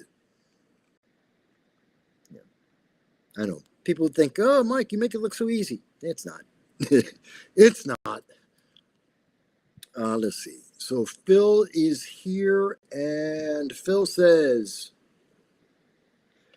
Kintsugi, okay, he's talking to Kintsugi, saying that she's right. The diagnosed schizophrenia means he lost control and nobody had the compassion to help him under the guise of being kind. It wasn't about a schizophrenia when he attacked that young woman. No. He was in control of his mind and his emotions. He was just being evil. Going on. I've been trying to avoid a lot of these topics. I'm sad and tired, but I'm glad for this community. I am too. I'm massively. It is draining on me to even talk about this as much as it is to perhaps hear about it. But part of the way we get through the anger, I was talking to Kit Cabello about this, and we all were worried that there was going to be an immediate reaction, that some nut job would be upset by what this killer of Charlie Kirk did, and that they would lash out, either against someone else on the right and copycat, or to lash out against someone on the left as retribution, that they would call it. We were terrified of that, because neither is a good answer. Neither should happen. But I said to Kit, the longer this goes, where people are getting the anger out of their system, we're talking about it, we're working it out, the less that anger is still there. And we can move on to something healthier. We can move on to solutions. We can reach a better point. And that's good. And the longer we go without any response, any violent, angry response, the better it is for everyone. Kit was hoping I'm right. I'm hoping I'm right. I could be wrong. But the longer we go without more violence, the less likely violence is. At least I can say from the right. I can't speak to the left. The left love violence. When the left have no answers, violence is the answer. For the right, that isn't the case. And as much as the news media wants to say, but no, it's just the same. The left is just as bad as the right. No, they're not. That's a lie. The left has autonomous zones. The right has nothing equivalent. The left will have a riot at the drop of a hat. They will block off the roads and stop everyone from going to work or fire trucks from getting to fires. They'll do it at the drop of a hat. They'll burst into riots, destroying property in downtown, throughout Chicago, New York, LA. They do it on a regular basis. Drop of a hat. The right has no equivalent. When there's a protest on the right, 99% of the time, the protest will be peaceful, and when it ends, the area will be cleaner than when the protest started. On the left, it will be dirty as hell, and there's more than likely some act of violence or destruction will take place during that protest. When you look at every video, you see the protests when they're protesting Donald Trump and the National Guard. All of a sudden, you will see someone deliver, an Antifa person will deliver a truck full of shields and signs and weapons. They will deliver weapons to the crowd. You don't see that on the right. It doesn't happen. They want to say, but the right's just as violent. They have all these guns. You don't see people running around at a right-leaning protest, pulling out guns and shooting up a town. It doesn't happen. It's not the same. So for the right, the longer we go where we're talking and getting the anger out of our system, getting the sadness out of our system, sharing our feelings with each other, and also emphasizing that we need to continue to do what Charlie Kirk did, talk. Talk about the solutions, talk about our ideas, promote effective and efficient answers. The more we do that, the less angry we become, the less likely that you're going to see a copycat or someone on the left being a nut job and doing what the left did. I can't speak for the left, but I can speak for the right. That's what tends to happen. And I hope that is what happens. It may not be, but that's what I hope for. So just something to think about there. Let me see. Oh, here it goes. Phil says, at some point, I would enjoy hearing one of Mike's Russia stories as a palate cleanser. I'm so tired of people being cruel to each other.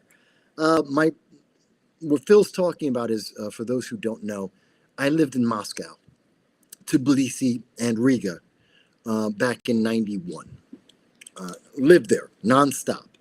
Unlike many of the people who talk to you about socialism, I actually lived in a socialist nation for a year and a half.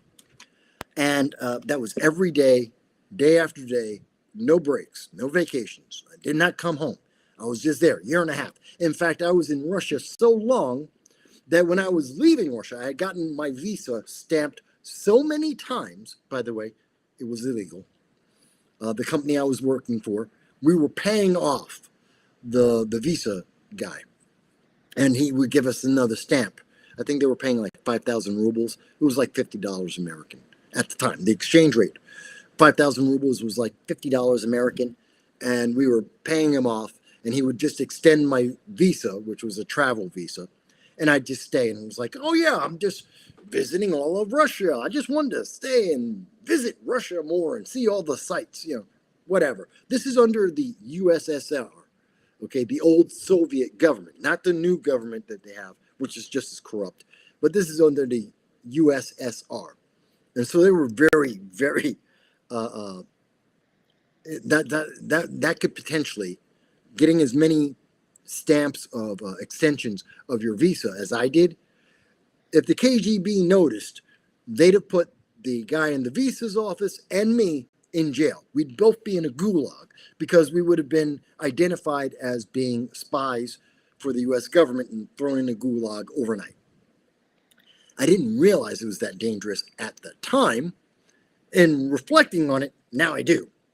So when I was leaving Russia, I had to give back my visa to the Soviet government at the as we're getting through, show them passport, give them my visa, and then I could leave because you couldn't keep that.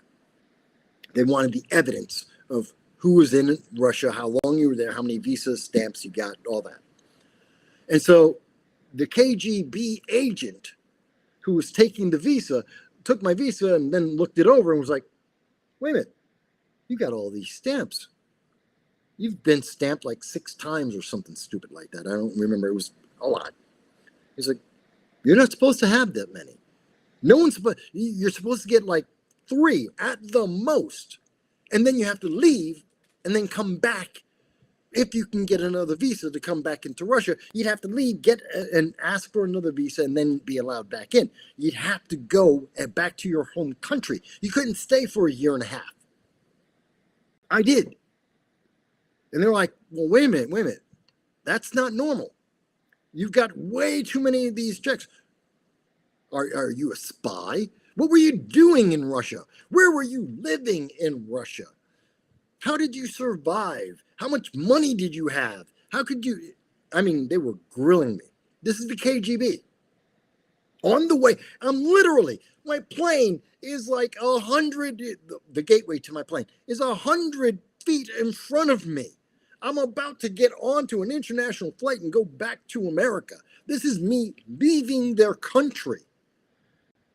And he was like, I'm not sure I should let you go. I'm not sure that I think you might be an American spy. I think you may have been spying on Russia for America. I'm not sure I want you to leave the country yet. I think we may need to investigate you.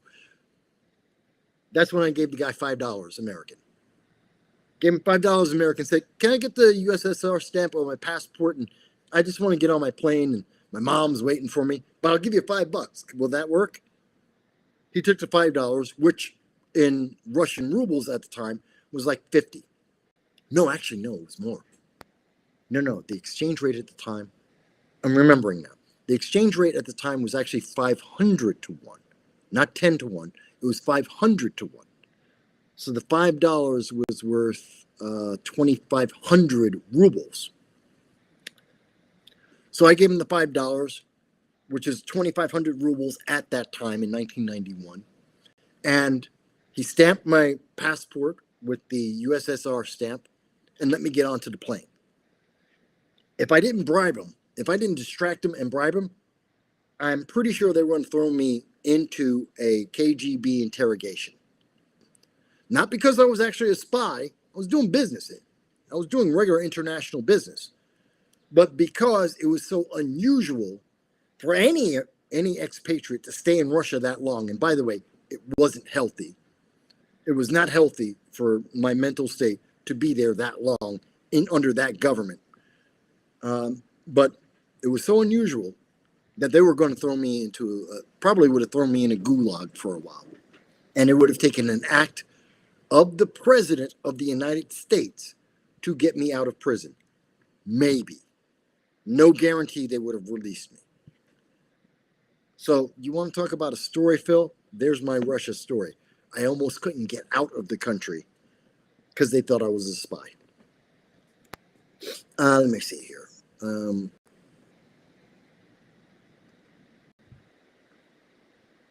Let me see. Larry, Phil says, it's sad. Larry, as in Larry Sharp, said the media is pay to play. Who's going to buy advertising? He's right. It is true. That's why candidates need so much money, so that you can pay for the ads on radio, the ads on TV and cable and the newspaper and social media, so that anyone even knows you exist.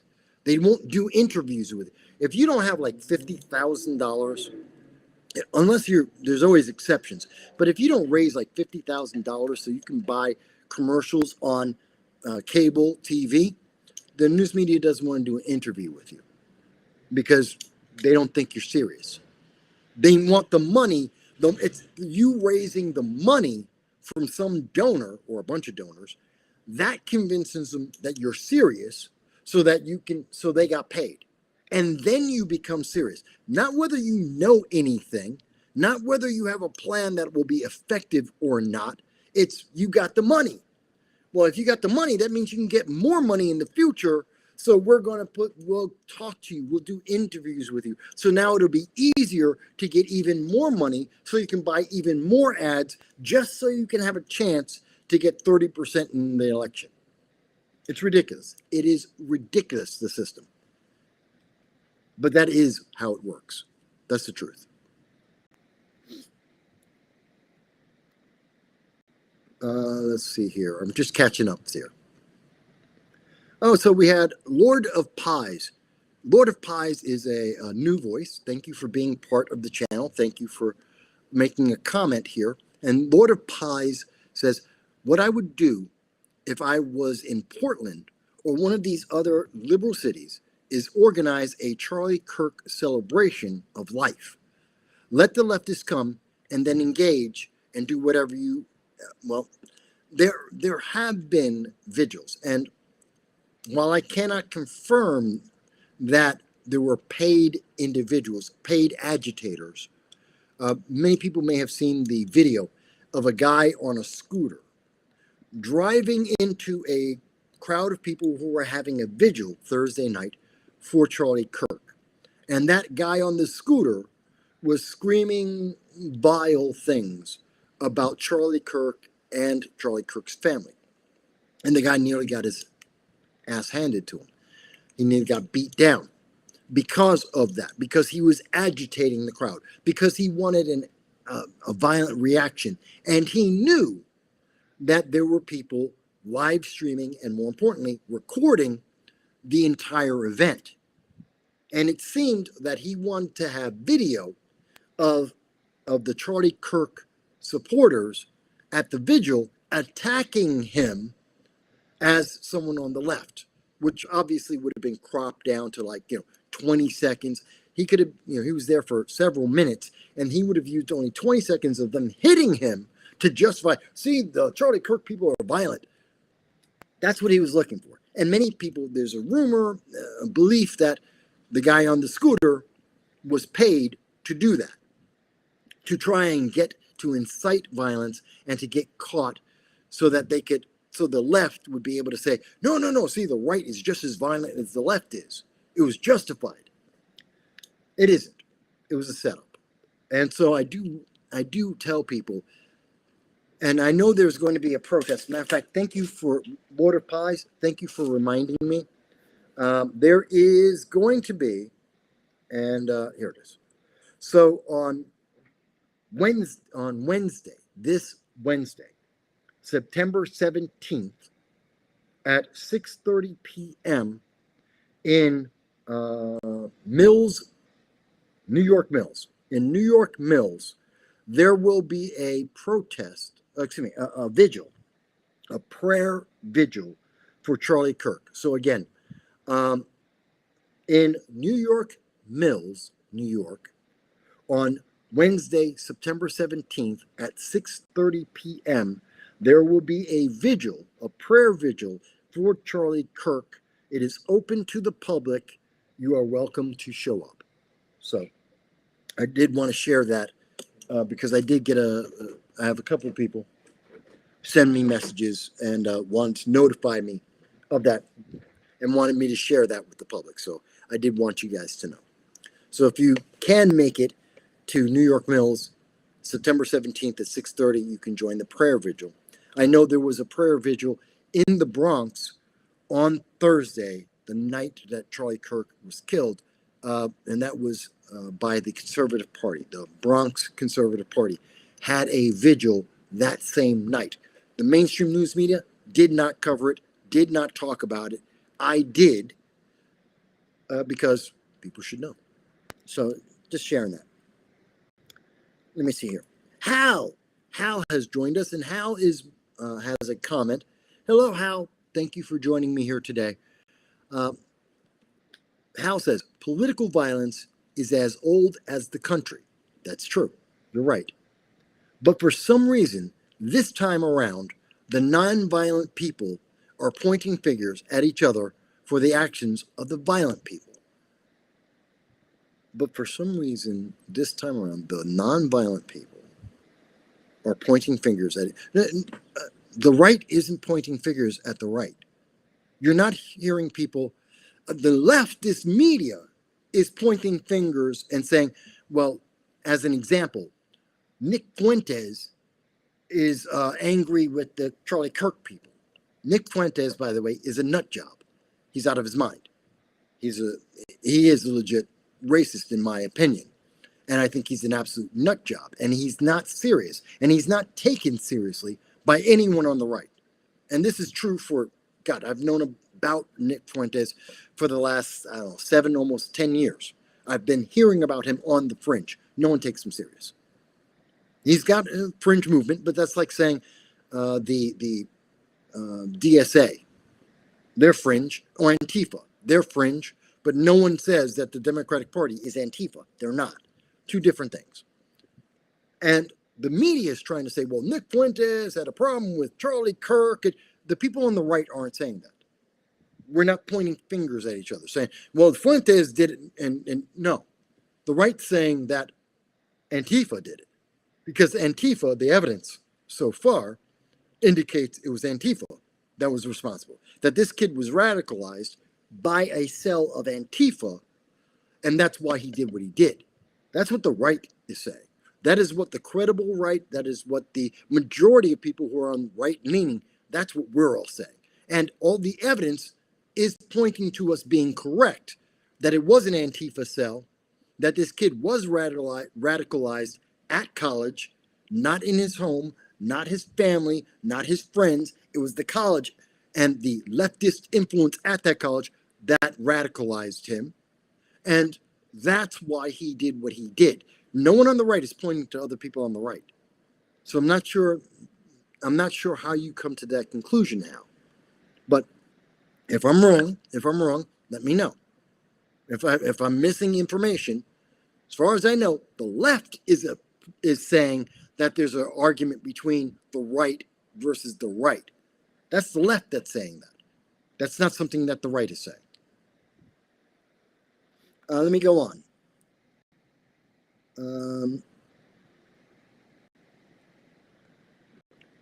Phil has a comment. Okay.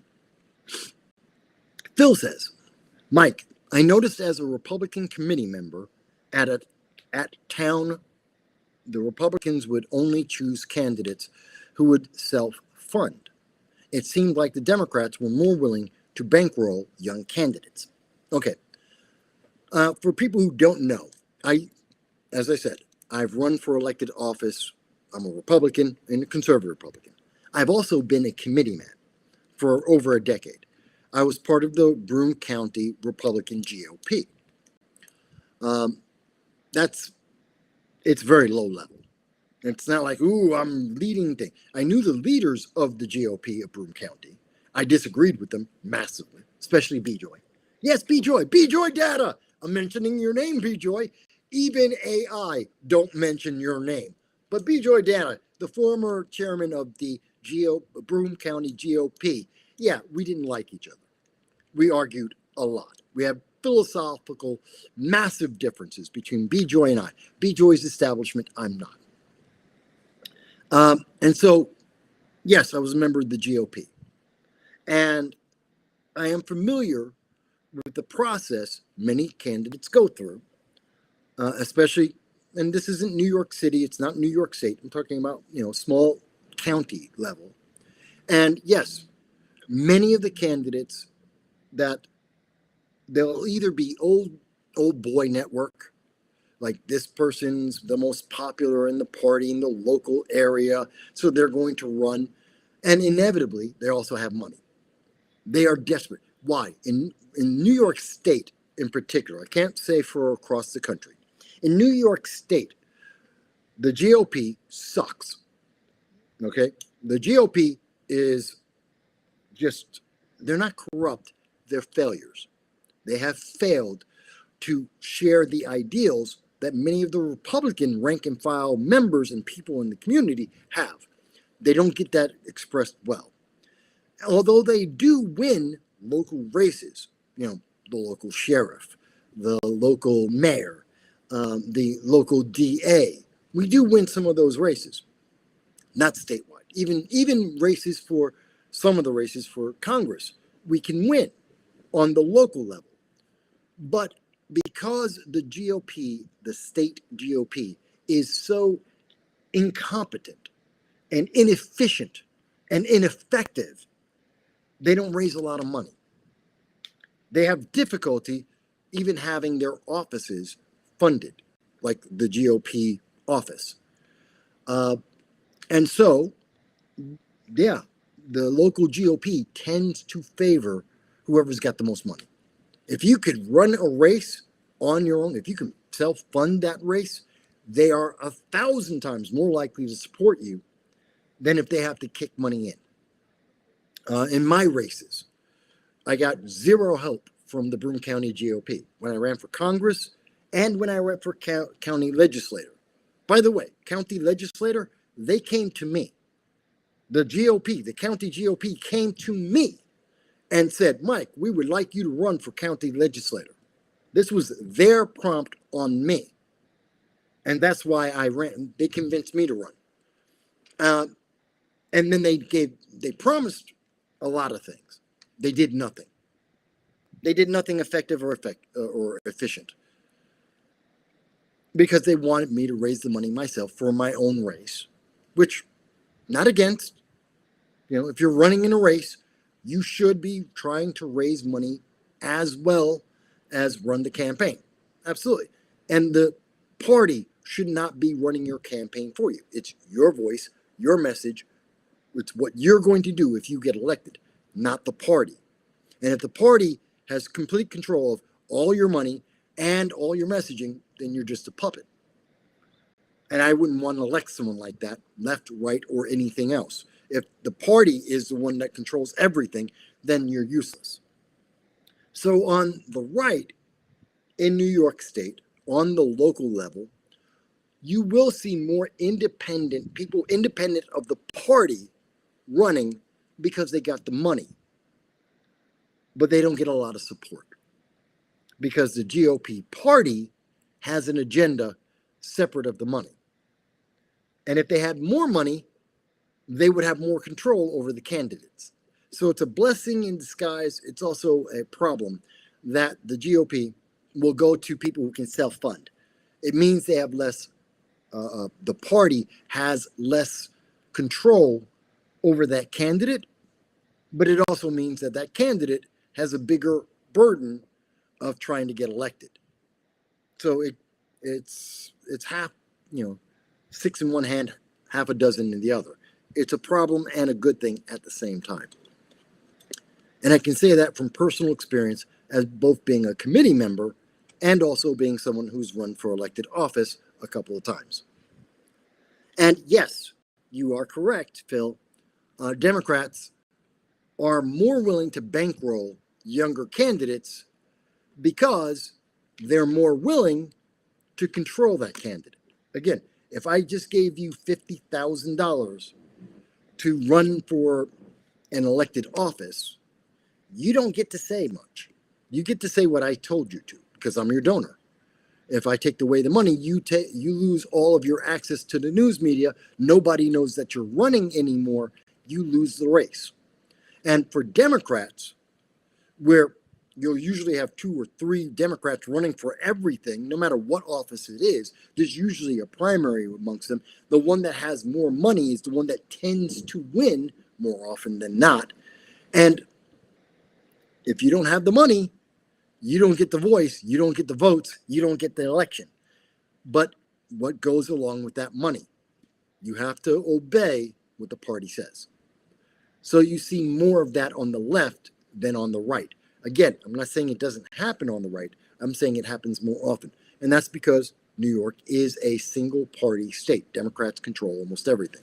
That's why you see it so much in New York State. I don't know. Maybe in Kansas, it's the same thing except opposite. Maybe, you see the same thing happen except it's Republicans instead of Democrats. I don't know. I'm not in Kansas. I can't tell you. I haven't lived in a purely red state and been able to see what the GOP does there. I can't answer that. I can tell you in New York, this is how it works. So I hope that answers your question. Let's see. Phil says, when I was putting together the county organization for the Libertarians, I was trying to put together social media and volunteers to help support candidates. But fundraising is a skill. Fundraising is a crazy skill, and it is massive. By the way, if you can fundraise, if you are good at raising, getting money for an organization, a candidate, I don't care, bake sale for the local church, whatever it is, if you're really good at that, they will pay you stupid amounts of money for that skill. Every party, every candidate will pay stupid amounts of money. So if there's someone who's just good at sales and you're good at raising money out of the blue and just, getting people to donate to something, hawk your skills to any and all of the political parties. Because I'll tell you, the political parties don't care if you're on the left, the right, if you're a libertarian, centrist, they don't care. You could be for the Zulu Nation. They don't care. If you can raise money, they want you to do it. If you're good at raising money, they will let you work for them. Same thing for the Republicans, same thing for every political party and every candidate. They need someone who can get money in. It is a very unique skill, and every candidate needs someone who can do that. Doesn't matter what you're running for, doesn't matter what level it is. Everybody needs someone who can raise money because campaigns are expensive. No two ways about that. Let's see. Phil also says, I knew a guy who was also on a committee. Very kind, good guy, but lacked self-confidence, but could self-fund his campaign. And they ran him for town supervisor several times. I've seen that happen as well. In fact, I remember a candidate who ran for Congress. I'm not going to name him. I don't want to embarrass him. But he was self-funded. He had the support of most of the party.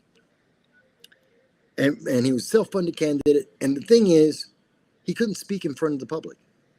He had a terrifying fear of crowds.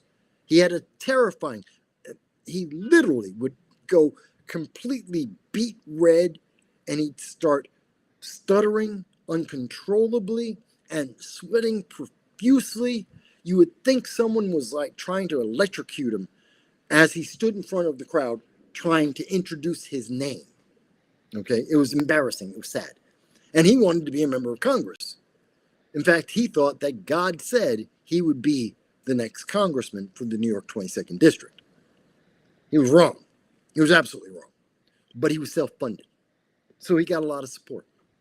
He actually got a guy who could not say a sentence without, it would take him a minute, 2 minutes to make one sentence because he would stutter and stumble and freeze up every single time he was in front of a crowd. Every time. He got funding. He was self-funded and he got support. Even though everyone knew he could not win. Because and not to pick on him, and I know the guy, I know him and his family. I'm not saying he's a bad person. A little loopy, but not a bad person. But you listened to him for 30 seconds, and you knew there's no way in hell you would want him in Congress. If he can't speak to a crowd of 20, 30, 50 people in his own town, in his own community, where he knew a third of all the people there, and he couldn't speak in front of them, there's no way in hell he can go to Washington, D.C., possibly be on the news, possibly trying to introduce or vote on a bill that is important to the people of the United States. There's no way he could do it. He would never make it. He would have a heart attack if he was on the floor of the House trying to debate or discuss or introduce anything. He'd have a heart attack, let alone him going in front of a camera and having to talk to the nation. He couldn't talk to a guy with a cell phone in front of him. And he wouldn't be able to talk to anyone else. So the point is, even when it's detrimental, I do know that on the left and the right, the parties, in New York particularly, want self-funded candidates.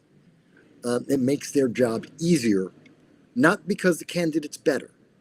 And sometimes you get candidates who are absolutely terrible. And you say to yourself, why is this person running? Because they got their own money. That's it. They had their own money. And that means they're easy to manipulate. Sometimes that means that person is easy to manipulate, and that's why they run. It's just the truth. Just the truth. Okay. And I'm sure that, by the way, if you like this insight into politics and understanding my experiences with politics, my experiences with other people's politics and their political parties, if you like some of the stories about me being in Russia and what I experienced there, being a Black American in a socialist nation, and everything else that we do on this channel, please hit the like button, the like, share, and most of all, the subscribe button. Please subscribe. Help us to reach more people, to have more of these conversations, to answer more of these questions from the chat. And just like John Lashcombe, you too can do a super chat, you can do a Rumble rant, and I'll be happy to answer your question. Happy to answer any question. I mean, I'll do it anyway, whether you pay me or not. I'm going to do it. I will answer your questions, but it helps. It does help me to pay for my dog and his health care. It helps me to pay my bills. I would appreciate it. But it's not required. You're not required to be a member of my Patreon. That's only $1.50 a month. There's only, one level of my Patreon membership, $1.50. And so you don't have to join, but if you got an extra $1.50 every month, then join my Patreon. But if you don't want to, you don't have to. You can just watch the show, ask questions. I'm perfectly happy with that. Just hit the like button. Hit the like or the share or the subscribe. Help me out. Help me to get to 5,000. That's it. 5,000 subscribers this year. I don't need to be bigger than Shapiro. I don't need to be as big as Steven Crowder. Not even trying to. 5,000 subscribers. That's it. Okay, so we've talked about a lot of things. Let me mention RFK Jr., which I think is important. He's getting a lot of heat right now, and that's because the CDC seems to be, the rumor is that they are going to recommend that only people 75 and older get the jab. That the reason for this, and news media right now, and I believe one of the people who are very upset about this is Ars Technica. That's one of the news agencies. That's ARS Technica. It's a credible news agency. And they're upset with RFK Jr. because he's looking at the data that was collected 2020, 2021, 2022, the side effects from the jab. And because the jab has side effects, like every man-made drug known in history, there is no drug created by man that doesn't have a side effect. That's a fact. And because we know the side effects of the jab mostly affect men between the ages of 12 and 34, predominantly. They're the ones with the most side effects. In particular, within that subset, black men have some of the most side effects. Because that's the case, and because 25 kids died, with most of them with the jab, they're upset because RFK Jr. isn't saying get the jab. By the way, when was the last time you heard about the pandemic?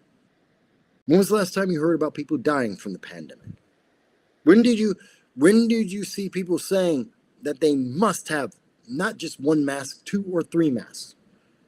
In fact, if we look at the data from the WHO, if we look at the data from the CDC, if we look at the data from many of the the medical schools, everything we were told in 2020, 2021, 2022 about the pandemic was wrong.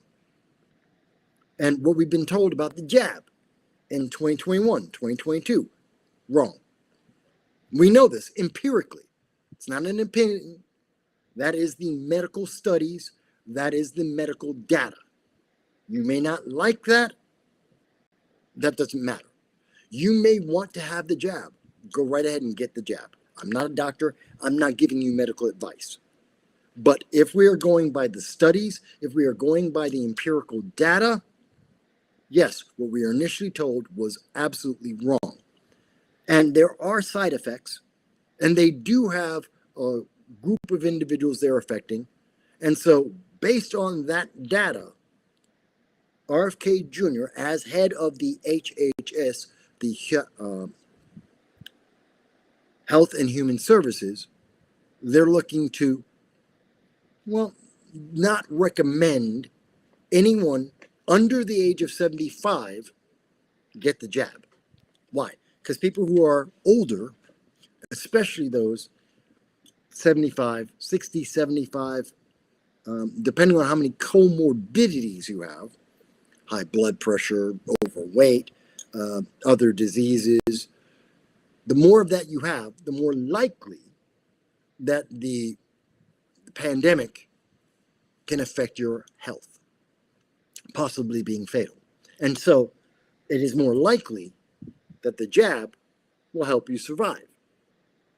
But if you are younger than that, and matter of fact, as you get younger, the pandemic is less dangerous exponentially. Like if you're between the ages of newborn and 9, the pandemic is just a cold. The pandemic's just another cold. You'll 99.9 something percent are going to survive, no problem. It's just another cold. They'll be fine in a couple of days. And it gets progressively stronger as you get older and as you gain more comorbidities. Like you have, you have diabetes, or you're overweight, or you have hypertension, or you have high cholesterol, and on and on and on. Then it becomes more dangerous. I don't think there's a problem with what RFK Jr. is suggesting. The mainstream media has massive problem with it. Now, the underlying facts aren't changed. That's not a problem. What's changing? They don't like RFK Jr. because he used to be a Democrat and now he's not. They don't like that the pharmaceutical companies aren't making as much money. And that means the pharmaceutical companies aren't doing as many ads on all of the other news media programs as much. Do you remember how many ads they were doing in 2022 and 2023? They're every news media program had, paid for by Pfizer, paid for by Merck, paid for by Johnson and Johnson. The pharmaceutical companies were paying out the wazoo for every commercial in the world because they were making money. Now that they're making less money, they have less commercials. And so the media companies, well, they're upset. They want the jab to be bought more so that there'll be more commercials and they make more ad revenue. They have a bias in the system on their opinion. And many of them also have, on top of that monetary bias, they also have the bias that they're left-leaning. They're Democrats. Many of these organizations are, if not 80% left-leaning, completely left-leaning. And so they're angry with RFK Jr. because he showed the weakness in the Democratic Party and he ran against Democrats, that's taboo. That's like, you can't do that. If you do that, you're a traitor to Democrats and therefore you have to be destroyed. The only person in the universe the Democrats hate more than Donald Trump, RFK Jr. Why? Because he switched sides. Because he stopped being a Democrat and he exposed the failures of the Democratic Party. They don't like that. They don't like that at all. So when you see next week, as he comes out with data about the jab, I want you to remember that the people who are attacking him, I want you to listen carefully to their argument, because their argument isn't going to be, are there side effects? There are. That's a fact. Are there target groups we know are being affected? There are. Do we have the full understanding of how many people are being affected by side effects? We don't. We don't know that yet. We still need another 10 years before we can figure out what the side effects actually are and how many people are being affected and how severely they're being affected. So I want you to listen to these people, and then I want you to understand, when they argue about this, are they upset because RFK Jr. is a Democrat, or rather was a Democrat? Are they upset because the pharmaceutical companies aren't buying advertising as much? I think you will find most of them are upset about either the ad revenue or the political affiliation. They're not upset about the actual data. Because if they're only worried about the data, RFK Jr. is doing the right thing. But that's something I wanted to share with you guys. Let's see. I'm just catching up with some of the comments. So Andrew's with us. Hello, Andrew. Thank you for joining us. And Andrew says, if my computer will catch up, I think it's overheating. Yeah, it is. The computer's overheating, so sorry. But Andrew said, just another sign that we need to hold on to the hand of God. Well, for many people, that is a solution. If you're religious, never hurts. Americua has said, when it came to the Spanish flu, it was the opposite. Children were the most affected. And yeah, depending on depending in time, different diseases have different impact. But the fear that you would have for what happened with one doesn't have anything to do with the other. So as a great example, with the Spanish flu, yeah, you'd be terrified for the kids. Kids were massively affected. Of course, everyone. It was one of the worst flus known in history, or at least recorded in history, killed people, thousands, tens of thousands across the world. And yes, very much on children. But in this case, no. And we know this from not only from the United States, the WHO, and the CDC, we also know from the British government the British Prime Minister and his text messages with his staff, with the government, and they knew. Yeah, all the studies, all the data said kids are fine. 99.9, unless the kid had some autoimmune disease beforehand, unless the kid had some comorbidity, like they were morbidly obese, or had severe diabetes, unless they had some kind of comorbidities like that, yeah, they were going to survive. That's just what the data said. So, just something to keep in mind. Again, I'm not telling you to get the jab or not to get the jab. That is your personal decision. That is your personal choice. And by the way, RFK is not saying you can't get the jab if you're under 75, if you're under 65. He isn't saying that if you, as a parent, want to give your kid the jab, he's not stopping. You can go right ahead and do that. What he is saying is the government isn't recommending it, because the government really doesn't have shouldn't be in your medical choices. The government shouldn't be the one making the choices for you. You should make your choices for yourself. And he's giving you the freedom, or recognizing your freedom, to choose to make medical decisions for yourself. But Democrats don't like that. I would refer to how much money have Democrats and Republicans, how much money have they received from from pharmaceutical companies? Like, I believe Elizabeth Warren, one of the more outspoken individuals against RFK and against his policies in terms of the jab, she gets $800,000 a year. $800,000, almost $1 million from pharmaceutical companies. Is she biased? Maybe just a bit. So let me go on.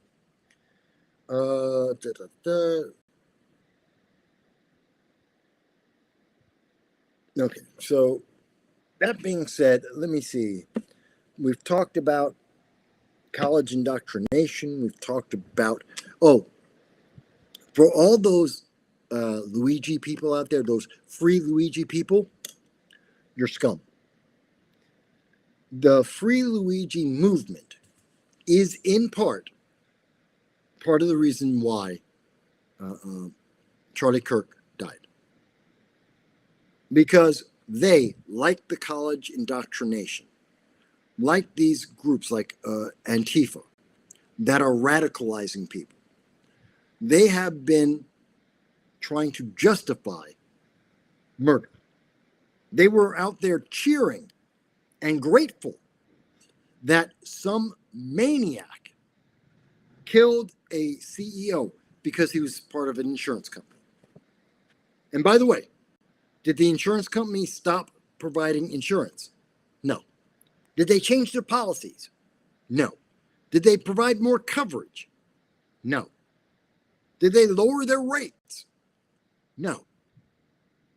So a guy got killed, allegedly by Luigi Mangione, and he was cheered by a bunch of sick individuals for that murder, cold-blooded murder.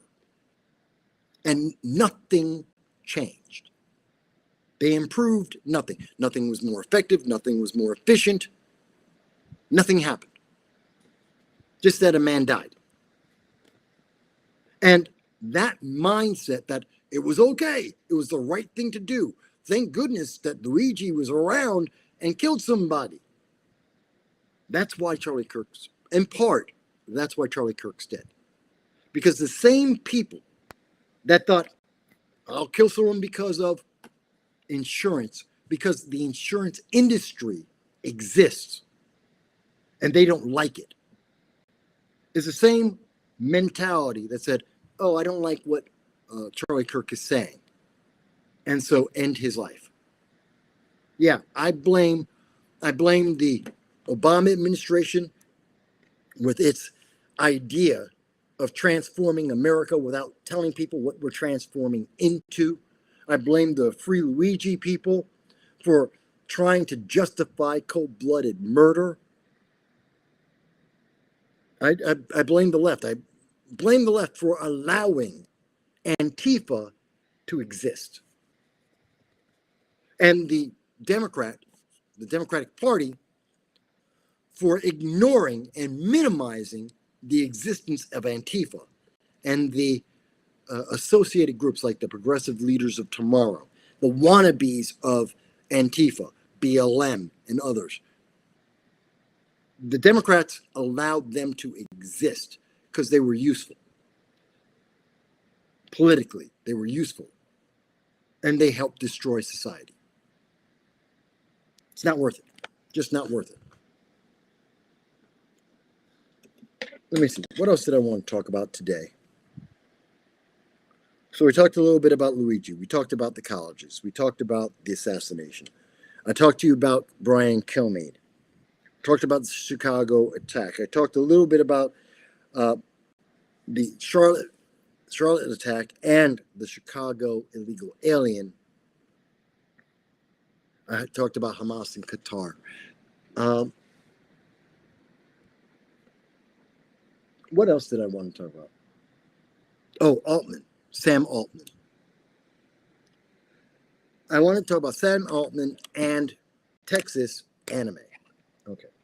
And by the way, yeah, I keep raising up my computer because the MacBook Air, super hot right now. Oh, God. This thing's burning up. So I'm going to end the show soon. That's why you're starting to see the screen stutter, is the MacBook Air is superheating right now. We've been on for about almost 3 hours. Yeah, it's having trouble keeping up. Again, next week, thank you for your donations. Thank you for the SuperChat and the RumbleRants. That helps. The Patreon, the PayPal, it's helping. I'm paying down on my dog. Should have another $400 paid off this month. I hope to have more paid off on his vet bill, but we should have that paid off. Should be able to have enough money left over to go ahead and fix my computer, and then I'll eat, rice and hot dogs for the rest of the month. Won't starve to death. Won't be living the life of Riley either. That being said, I wanted to mention and talk about Sam Altman. I truly believe that Sam Altman's interview with Tucker Carlson revealed that Sam Altman is hiding something. Personal opinion, you may disagree. I do recommend check out the interview between Tucker Carlson and Sam Altman. Listen to it carefully. I've seen the interview. I listened to, in particular, Tucker Carlson accused, in a roundabout way, he accused Sam Altman of being responsible for the death of one of his employees. And an employee that was turning state's evidence. He was a whistleblower talking about how OpenAI, ChatGPT, is stealing private information, public information, and denying, and when I say steal, I mean using copyright information illegally, not paying people for their copyrighted material. That's potentially billions upon billions of dollars. That's potentially enough to bankrupt OpenAI. That's enough to crush them in the headlong battle of AI companies trying to grab your money, trying to grab money from investors. So did it make financial sense that Sam Altman would want to silence someone who could potentially cost his company billions of dollars and crush it? Yes. Companies have killed people for far, far less. So yes, that is potentially possible. listening to Sam Altman talk to Tucker Carlson increased my doubts about the innocence of Sam Altman. Listening to Sam Altman try and distract from the issue at hand made me find him less credible. Knowing that Sam Altman agreed to the interview with Tucker Carlson, knowing that Tucker Carlson was going to ask him questions about the murder of his employee, that Sam Altman had a team of people preparing him for that interview, and the way that Sam Altman handled the interview made me believe that he is hiding something from the public and has more knowledge about the death of his employee than he's admitting. You may agree or disagree. I'm not saying that Sam Altman did or did not do anything, but I do believe that more people should watch the interview and make up your own mind. And if you agree, as I do, that Sam Altman seems to be withholding information that could be critical information about the death of his employee, a whistleblower, that you hold OpenAI accountable, that you recommend that investors do not donate to ChatGPT or OpenAI until this is cleared up, that no one, that we minimize or remove the support of OpenAI, of Sam Altman's products, until this is resolved at the soonest. You may disagree with that. You may think there's a better way to handle it. I don't know. But for me, I am going to minimize the use of ChatGPT. I'm going to minimize the use of products from Sam Altman as much as possible. And I am making this public statement to those who invest, angel investors and regular investors alike, that until we have more clarity about whether Sam Altman was more involved with the death of his employee, a whistleblower, that they do not give the company more money. That seems to be the responsible thing to do, in my opinion. Again, you may disagree. This is what I think. You can do however you see fit. But I think that's the responsible way to handle this. So I wanted to share that with everyone. And I'm happy to hear in the comments or in the chat or in the comments what you think is the best, most responsible way to handle this. If you think, as Tucker Carlson alluded to, that Sam Altman is more guilty and more responsible than he is let on. Final thing before the MacBook Air melts. It is super hot right now. It is not able to keep up. So I'm going to cut the show short at about 3 hours. But I did want to address Texas. There was Texas legislation, SB 20. That's the name of it. SB 20. It's a new law in Texas, and it effectively kills anime. Now, like all of the censorship, it's being touted as, well, this will protect the kids. We have to save the kids. Aren't you worried about the kids? What about the kids? Anime is so bad for kids. No, it's not. In fact, most of the anime isn't made for children. Most anime, like videos and even manga, they're not made for kids. They're meant for adults. Either young adults, people in their late teens, early 20s, or grown adults, people who are over the age of 25. They have adult themes, they have adult messages, they have adult stories, they have adult characters. I know, a lot of people go, but it's a cartoon. No, it's in a cartoon format. It is art. but it's still telling a story, an adult story in many cases. So it's not for kids just because it's in a format kids are used to seeing. That's like saying, well, Disney movies, the old classic Disney movies, well, they were only for kids. Did you ever see Lilo and Stitch, the original? Did you ever see Willy Wonka? Willy Wonka and the Chocolate Factory, the original with Gene Wilder. Yes, it was very much for kids. It was also for adults. The Wizard of Oz was a movie. Was it for kids? Yeah, but it was also for adults. Just because it's the format is something that we sometimes in America, especially, assume is a format that we usually see kids around. Doesn't mean it's a kiddish thing. The comic book, the graphic novel, Batman Returns.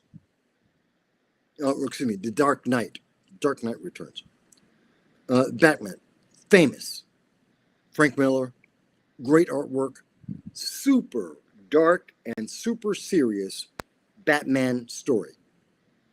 It's a comic book. They're drawing Batman.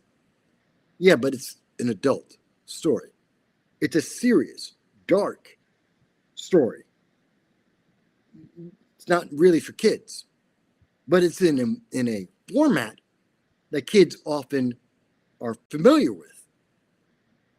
So we need to understand that difference. And why I've explained that in some detail is in Texas, anime is now censored. Anime is too dangerous for the public. In particular, Dragon Ball. Now, for those who don't know, one of the most famous, most popular programs in the world is Dragon Ball. Dragon Ball and Dragon Ball Z, which is it's the same series. Dragon Ball is the characters when they're little kids. Dragon Ball Z is when they're grown up. So it's the storyline of this one kid called Goku. You may have heard about him. You've probably seen artwork about him. You've seen memes about him. You've seen merchandise about Goku and Vegeta. Hell,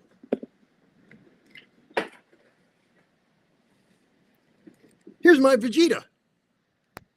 Okay? Yes, I have Dragon Ball. I have Dragon Ball merch.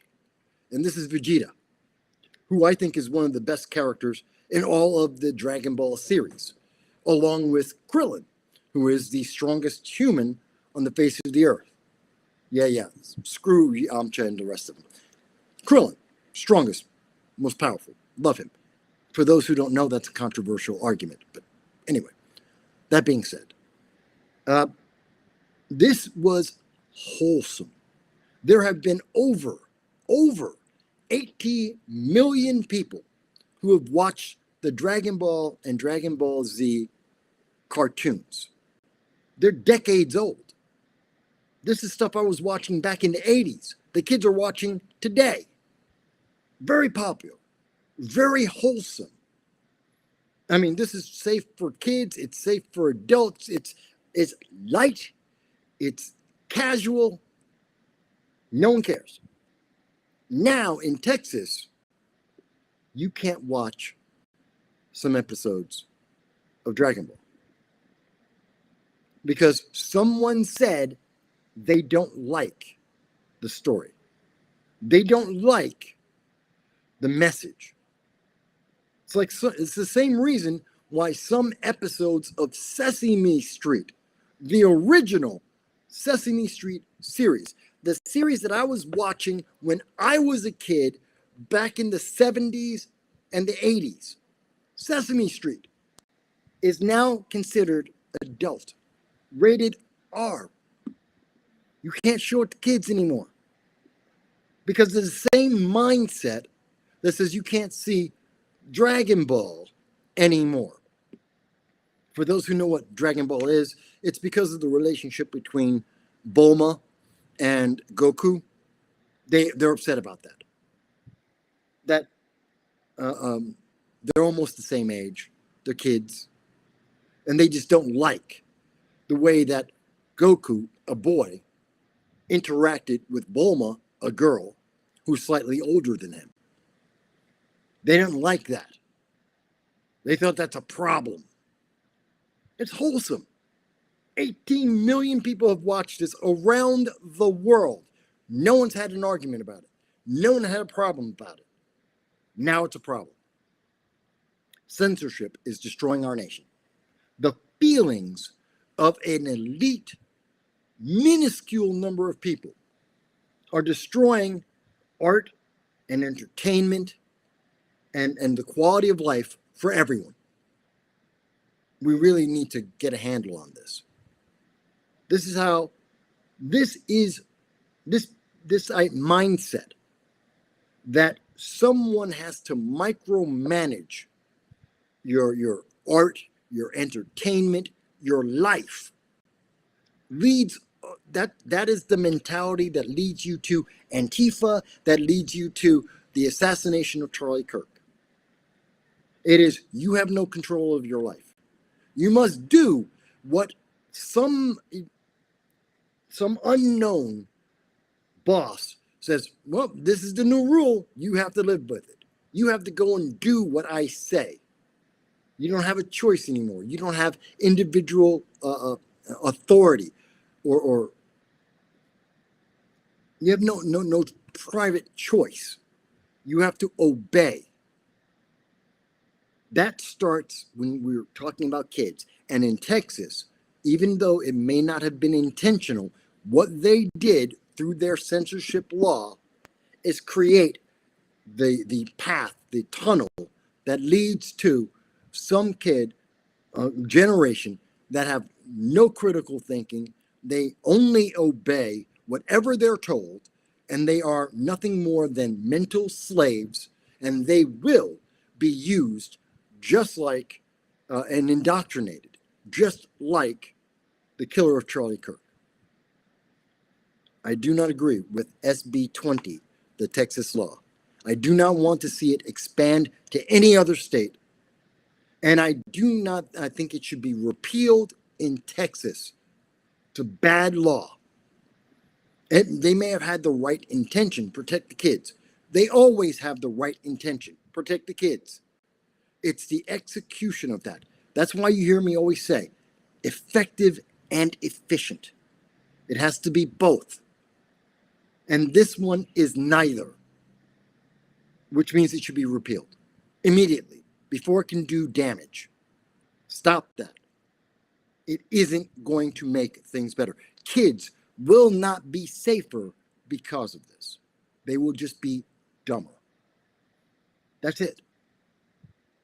Now, if anyone disagrees with me about that, if you think that the censorship of Dragon Ball is going to make for a better society in America, I'm more than happy to hear that argument.